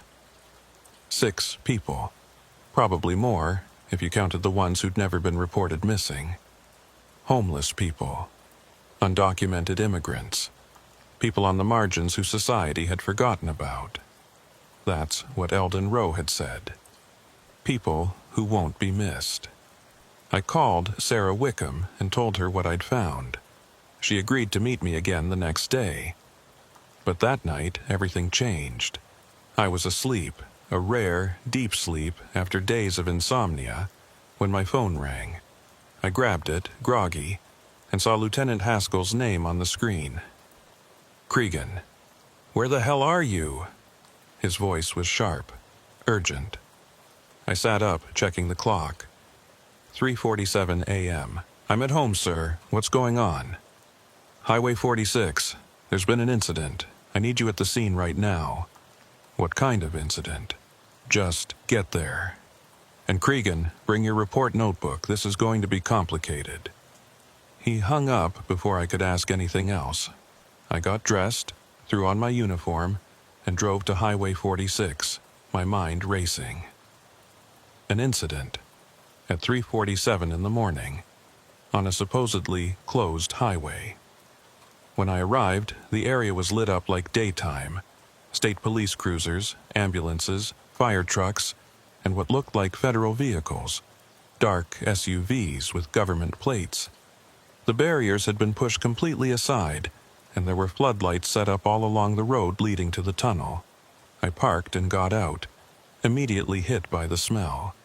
Chemical, acrid, like burning plastic mixed with something organic and rotten. A trooper I didn't recognize stopped me. "This area is restricted." "I'm Trooper Cregan. Lieutenant Haskell called me." He checked his clipboard, then nodded. "You're cleared, but stay with the designated personnel and don't touch anything." I walked toward the tunnel, and that's when I saw them. Bodies. At least a dozen of them. Lying on the road just outside the tunnel entrance in neat rows, like they'd been arranged. They weren't moving. My stomach dropped. "What happened?" Haskell appeared at my elbow, his face grim. "We don't know yet. They were found this morning by a maintenance crew doing a routine check. No identification on any of them. No apparent cause of death." "Were they killed?" "We don't know. The medical examiner is on the way, but Cregan," he gestured toward the bodies. "Come look at this." I followed him closer. The bodies were all adults, ranging from maybe 20 to 60 years old. Mixed genders, different races. But they all had something in common. They were soaking wet. Their clothes, their hair, their skin, everything was drenched, water pooling around them on the pavement.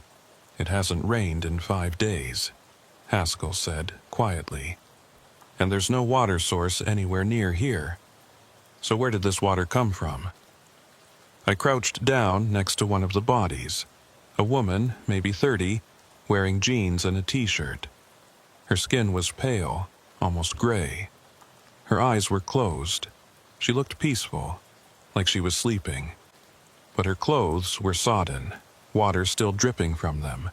And when I touched her arm, I know I shouldn't have, but I couldn't help myself. Her skin was ice cold. Not just dead person cold, freezing cold, like she'd been in a refrigerator. "Don't touch them," a new voice said sharply. I stood up and turned. A man in a dark suit was approaching, federal ID hanging from his neck. He was maybe 40, with short hair and the kind of bland, forgettable face that probably served him well in his line of work. This is a federal crime scene now. State police are to observe only, no contamination of evidence. Haskell's jaw tightened. This is our jurisdiction, not anymore. As of 4 o'clock a.m., this incident falls under federal authority. Department of Homeland Security. The Fed looked at me. "You're Cregan?" "Yes." "I'm Agent Morrison. I need to speak with you, privately." He walked away from the scene, and after a glance at Haskell, who looked angry but resigned, I followed. Morrison led me to one of the SUVs, far enough from the other personnel that we wouldn't be overheard. "Trooper Cregan, I'm going to be direct with you. You've been investigating Highway 46, asking questions, trespassing on state property, taking photographs." My blood ran cold. I don't know what you're talking about. Don't insult my intelligence. We have you on security footage at the facility. We've monitored your communications with the journalist. We know everything you've been doing. He pulled out a tablet and showed me a photo. Me, standing at the edge of the clearing, holding my camera. This is you, isn't it? There was no point in denying it. Yes. Then I need you to understand something. What you're investigating is classified, national security level. And you're this close, he held up his thumb and forefinger nearly touching, to being arrested for espionage. Espionage? I'm a state trooper You're a state trooper who's interfered with a federal operation, trespassed on restricted property, and compromised years of work. He put away the tablet. But I'm not here to arrest you. I'm here to give you a choice. What choice? Choice 1. You delete every photo you've taken. You stop investigating. You forget Highway 46 exists. You tell the journalist you were mistaken, that there's nothing there, and you keep your job and your freedom.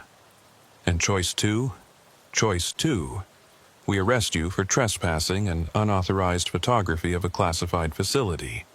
You lose your job, your pension, and you spend the next 5 years in federal prison. Your choice.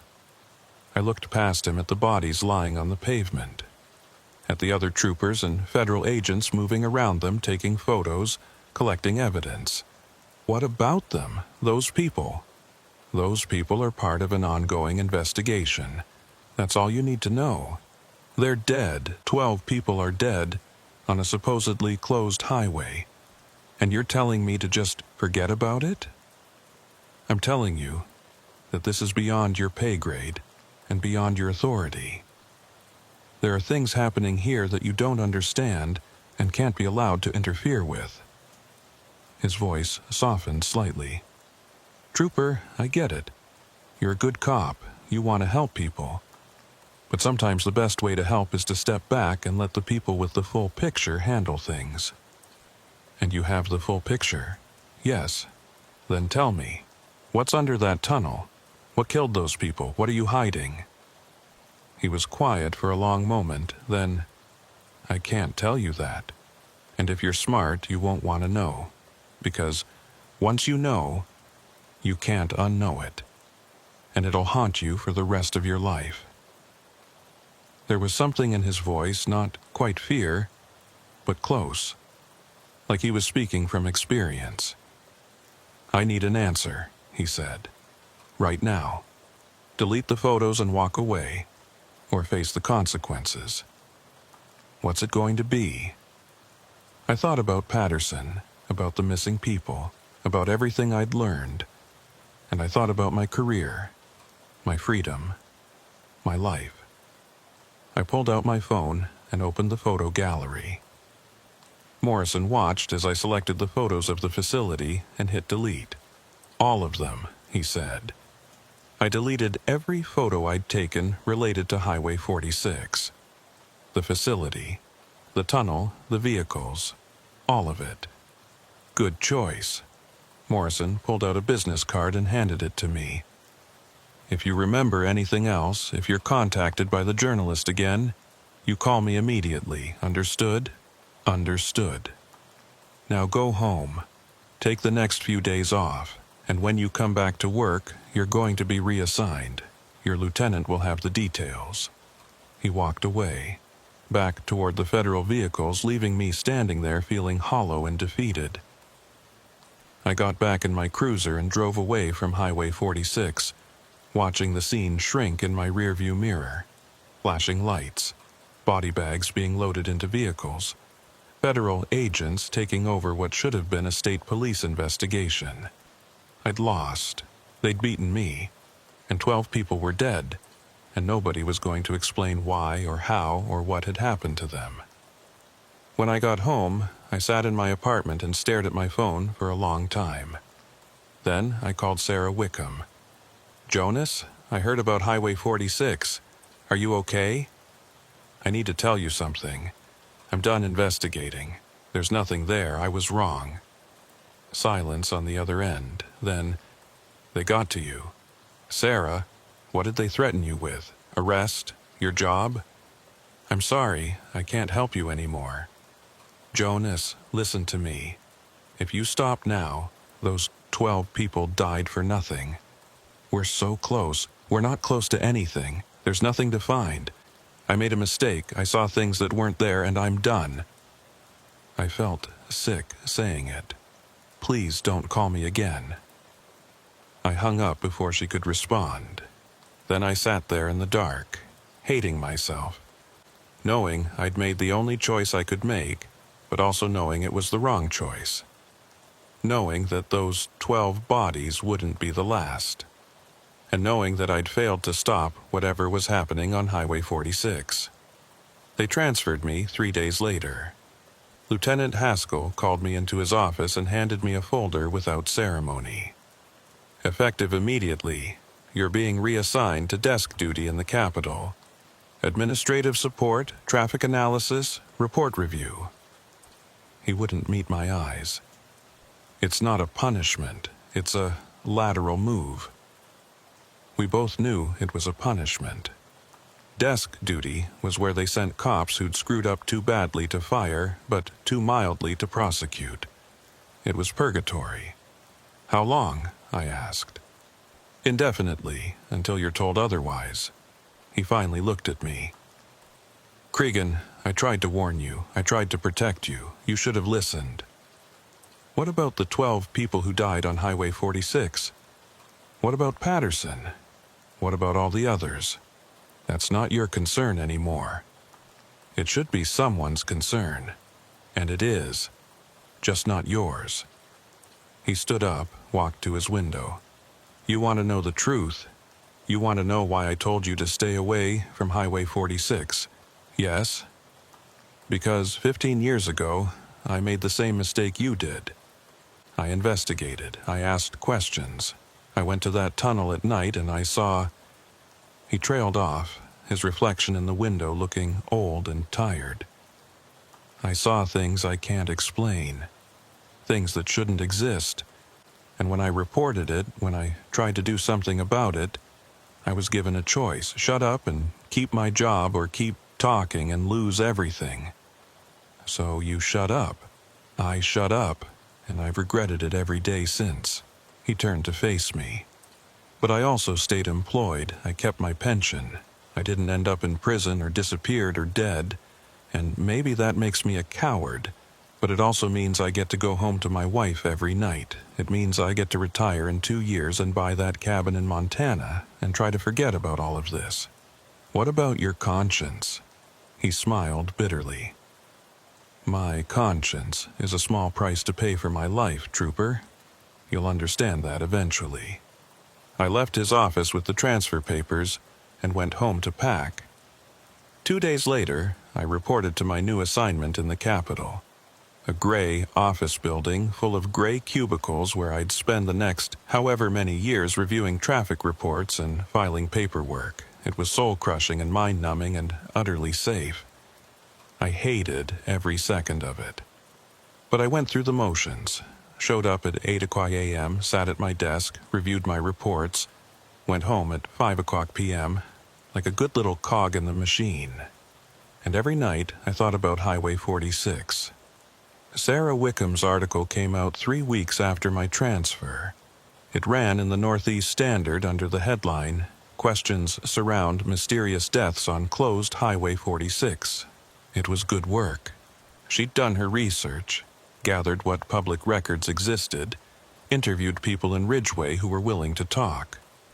She laid out the timeline of the closure, the suspicious budget allocations, the pattern of missing persons, the 12 bodies found at the tunnel. But she didn't have proof of anything illegal. Just questions. Just suspicions. And without that proof, without hard evidence or whistleblowers or documentation, the article couldn't do more than hint at conspiracy. The story got picked up by a few other regional papers. It made some noise on social media for a day or two. There were calls for an investigation, demands for transparency. And then nothing happened. No official response from the state. no federal investigation, no explanations or accountability. The bodies were quietly buried. The families, for the ones who had families, were told it was an accident, a tragedy, but an accident nonetheless. And the media moved on to the next story. Highway 46 remained closed, barricaded, forgotten. Except by me, I couldn't forget, couldn't let it go. Every night I'd lie in bed thinking about those wet bodies, about Patterson's abandoned car, about the people in white standing around a glowing hole in the forest, about what Morrison had said. Once you know, you can't unknow it, and it'll haunt you for the rest of your life. He'd been right about that. 3 months after my transfer, I started getting the calls, always around 3 o'clock a.m., always from unknown numbers. I'd answer, and there'd be nothing but static, and through the static, faintly, I'd hear my own voice. Unit 47, this is Trooper Cregan, requesting backup. It was the transmission I'd made that first day at Highway 46, when I'd reported the moved barriers. Someone had recorded it and was playing it back to me. At first, I thought it was harassment. Some Fed trying to mess with my head, remind me to keep quiet. But after a few weeks, I started to think it was something else. Something worse. A warning or an invitation. 4 months in, I started having the dreams. Always the same dream. I'm walking through the tunnel on Highway 46. The red lights are on, casting everything in a bloody glow. I can hear water dripping somewhere ahead, and my footsteps echo off the concrete. I walk for what feels like hours, but the tunnel never ends. It just keeps going, deeper and deeper, the temperature dropping, my breath fogging in the air. And then I see them. The people in white, standing in the darkness ahead, forming 2 lines like they're creating a path for me. Their faces are blank, expressionless, wet. I try to turn back, but I can't. My legs keep moving forward, carrying me between the lines of silent figures towards something at the end of the tunnel. A light, blue light, pulsing like a heartbeat. And as I get closer, I start to understand. I start to remember things I shouldn't know. Things about the tunnel, about what was found during the drilling in 1969, about what's been there underneath for much longer than any highway. But I always wake up before I reach the light. Wake up gasping, covered in sweat, my sheets soaked like I've been underwater. And every time I wake up, I find my clothes wet, my hair damp, like I've actually been there.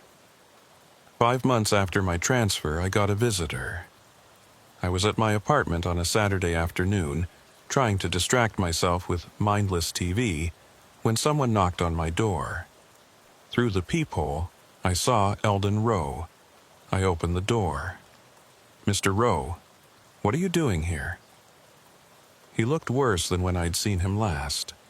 Thinner, older, scared. "They're shutting it down," he said without preamble. "The operation at Highway 46. There was an incident, something went wrong, and now they're cleaning house." "What do you mean, cleaning house?" "I mean, anyone who knows too much is being dealt with. 2 other consultants have disappeared in the last month. I'm probably next." He pulled an envelope from his jacket. "I'm leaving, tonight. Going somewhere they can't find me. But before I go, I wanted to give you this." He handed me the envelope. "What is it?" "Documentation. Everything I know about Highway 46, what's down there, what they're doing, where the people come from. All of it." He backed toward the door. "I kept copies. Insurance. But if something happens to me, I want someone else to know the truth. Maybe you can't do anything with it. Maybe it's too dangerous.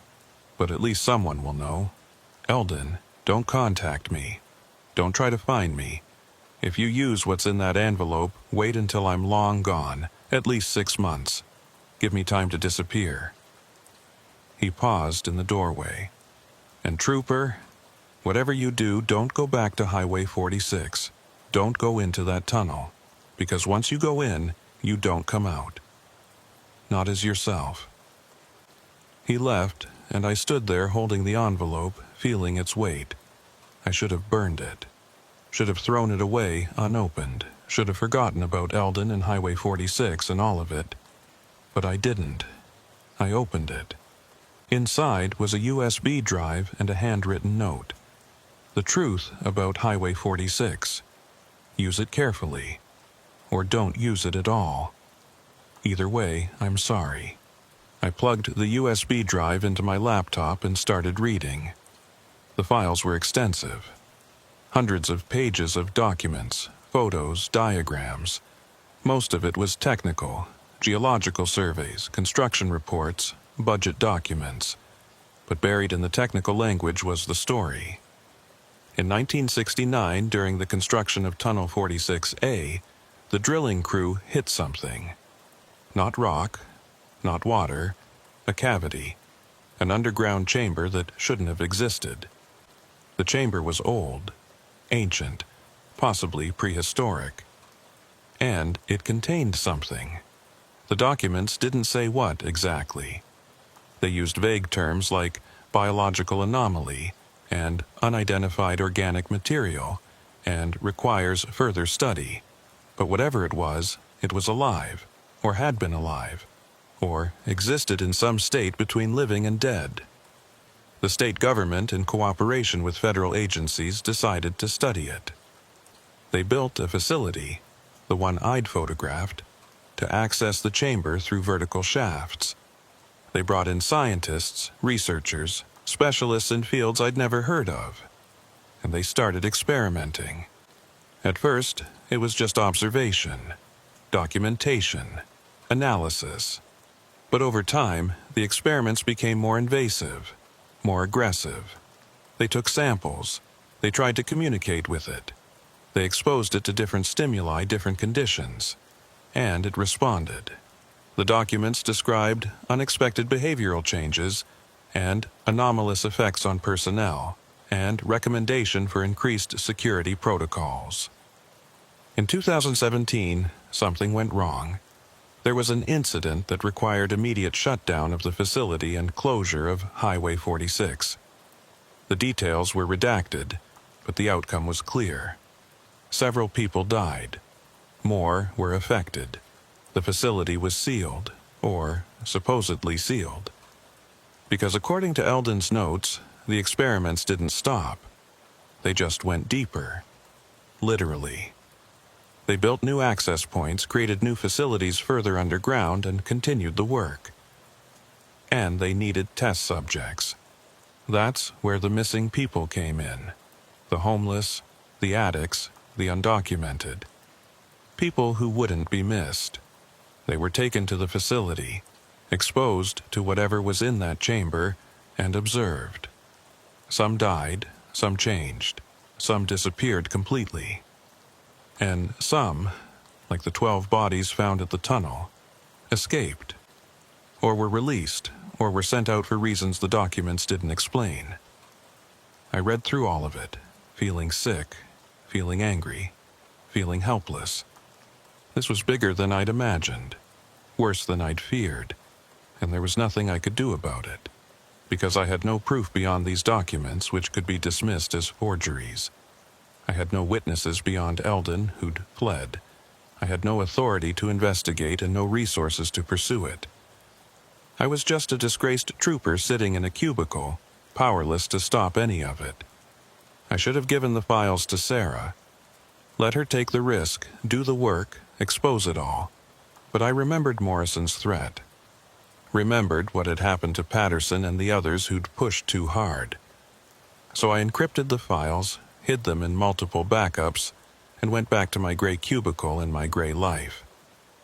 And every night the phone calls continued, the dreams got worse, and I felt myself changing, becoming obsessed, unable to focus on anything except Highway 46. 6 months after my transfer, I made a decision. I was going back. I didn't tell anyone, didn't make plans or preparations. I just got in my car one Friday night and drove to District 9. It was a 6-hour drive, and I spent it remembering. My first day in the district. My first sight of the tunnel. The wet bodies. Morrison's warning, all of it. I arrived at Highway 46 around 2 a.m. The barriers were still there, pushed aside as always. I drove past them onto the closed highway, my headlights cutting through the darkness. The tunnel loomed ahead, its mouth dark and waiting. I parked about 50 yards from the entrance and sat there for a moment. My hands on the wheel, my heart pounding. I could still turn back. Drive home. Forget all of this. But I knew I couldn't. I got out of the car and walked towards the tunnel. As I approached, the red lights inside flickered on, one by one, like they were activating in response to my presence. I stepped inside. The temperature dropped immediately. The air was damp, heavy with that chemical smell I remembered. And I could hear it now, that sound Maeve had mentioned. A low hum, rhythmic, almost like breathing. I walked deeper, following the red lights. My footsteps echoed off the concrete. The hum grew louder. Halfway through, I found it. A vent in the wall, the same one I'd noticed before. But it was open now, the grate removed, revealing the shaft leading down into darkness. And from the darkness came light. Blue light, pulsing, just like in my dreams. I knew I shouldn't, knew it was insane, knew that if I went down there I might not come back. But I also knew I needed to see it. Needed to understand. Needed to know what was at the heart of all this. I lowered myself into the shaft. There were metal rungs set into the concrete, forming a ladder. I climbed down, 20 feet, 30 feet, deeper and deeper. The blue light grew brighter, the humming louder. At the bottom was a corridor, concrete walls, bare fluorescent lights, and that pervasive smell of chemicals and decay. I followed the corridor. It branched, twisted, led deeper into the earth. And everywhere I looked, there were signs of activity. Fresh footprints in the dust. Recently used equipment. Doors with electronic locks. This place wasn't sealed. It was active, operational. After what felt like hours, but was probably 20 minutes, I found it. A large chamber. Circular, maybe 50 feet across. And in the center was... I don't have words for what it was. It looked like water at first glance. A pool of water, perfectly still, reflecting the blue light that came from somewhere beneath its surface. But it wasn't water. It was too thick, too dark. And it moved wrong, rippling without any wind or disturbance, like it had its own heartbeat. Around the pool were monitoring stations. Computers, sensors, cameras, all recording, all observing. And standing around the pool, just like Maeve had described, were people in white. They didn't react to my presence, just stood there, hands at their sides, faces blank, staring at the pool. I counted 12 of them, the same number as the bodies found at the tunnel. One of them turned to look at me, and I recognized her.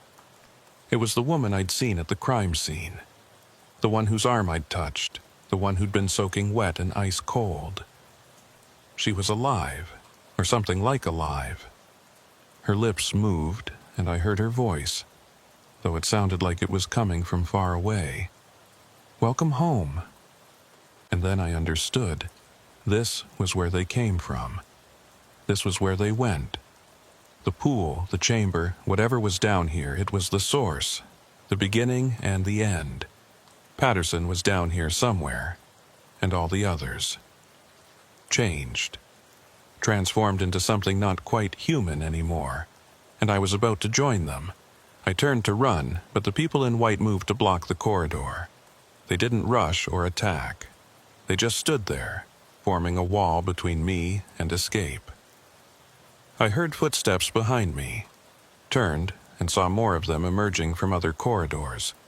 Dozens of them, all in white, all wet, all blank-faced. They surrounded me, forming a circle, just like Maeve had described. And then they started walking me toward the pool. I struggled, fought, screamed, but there were too many of them, and they were stronger than they looked. They brought me to the edge of the pool, and I saw my reflection in its dark surface. I saw myself, terrified, desperate, and then they pushed me in. The water, if it was water, was ice cold. So cold it burned. I sank immediately, unable to swim, unable to breathe. And in the darkness beneath the surface, I saw it. The thing that had been there before the tunnel, before the highway, before anything human. The thing that had been sleeping for who knows how long, until the drilling woke it up. It was vast, incomprehensible, beautiful and terrible, and it was hungry. I felt it reaching for me, pulling me deeper, and I knew I was going to die, or change, or become something else entirely. But then, I don't remember what happened next. One moment I was drowning in that pool, surrounded by darkness and blue light and that thing reaching for me. The next moment I was lying on the ground outside the tunnel, soaking wet, gasping for air, my lungs burning. It was dawn, the sun was rising, and my car was still where I'd parked it 6 hours earlier. I staggered to my feet, my clothes dripping, and looked back at the tunnel. The red lights were off. The entrance was dark and silent, like nothing had happened. I got in my car and drove away, my hands shaking so badly I could barely hold the wheel. When I got back to my apartment, I found that I'd been gone for 3 days, not 6 hours. My phone was full of missed calls from my supervisor asking where I was, why I hadn't shown up for work. I called in sick, said I'd had a mental health crisis. They put me on administrative leave pending a psychological evaluation. I failed the evaluation. Of course I did. How could I pass when I couldn't stop thinking about that pool, that thing, those people in white? They medically retired me, gave me a partial pension and a stern recommendation to seek therapy. I tried therapy, tried medication, tried everything, but nothing helped because the dreams didn't stop, the phone calls didn't stop. And every night, around 3 o'clock a.m., I'd wake up and find myself standing in my shower, fully dressed, water running over me. I'd look in the mirror and see my eyes. Too dark. Too empty. Just like the others. I'm changing, slowly but inevitably. And I know that eventually I'll go back to Highway 46, back to that tunnel, back to that pool. Because it's calling me, through the dreams, through the water, through whatever connection was formed when I went into that chamber. It's calling all of us, everyone who's been there, everyone who's seen it, everyone who's touched the water, and we can't resist.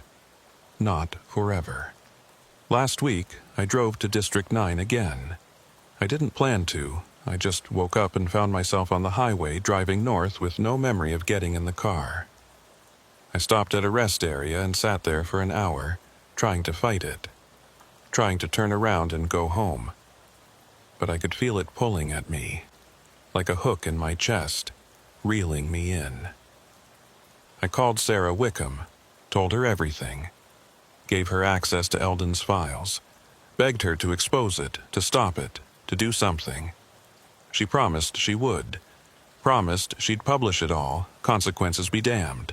But I don't think it'll matter, because this thing, whatever it is, has been there longer than us. Longer than the state, longer than the country, longer than civilization itself. And it's patient, it can wait, it can adapt, it can call. I'm at Highway 46 now, parked at the barriers. It's 2:47 a.m. In 13 minutes my phone will ring. Unknown number, static, my own voice asking for backup. And this time, I'm going to answer differently. I'm going to walk into that tunnel, climb down into that chamber, stand at the edge of that pool, and I'm going to let it take me. Because I can't fight it anymore. And maybe, if I go willingly, if I become one of them, I'll finally understand what this is all about. Or maybe I'll just disappear like Patterson and all the others. Either way, someone needs to know. Someone needs to remember. Highway 46 isn't closed because of a landslide. It's closed because something's down there, something old, something hungry, something that's been waiting. And it's not done yet. If you're reading this, stay away from Highway 46. Don't investigate it. Don't ask questions about it. Don't even drive near it. Because once it knows you're interested, once it calls to you, you can't resist.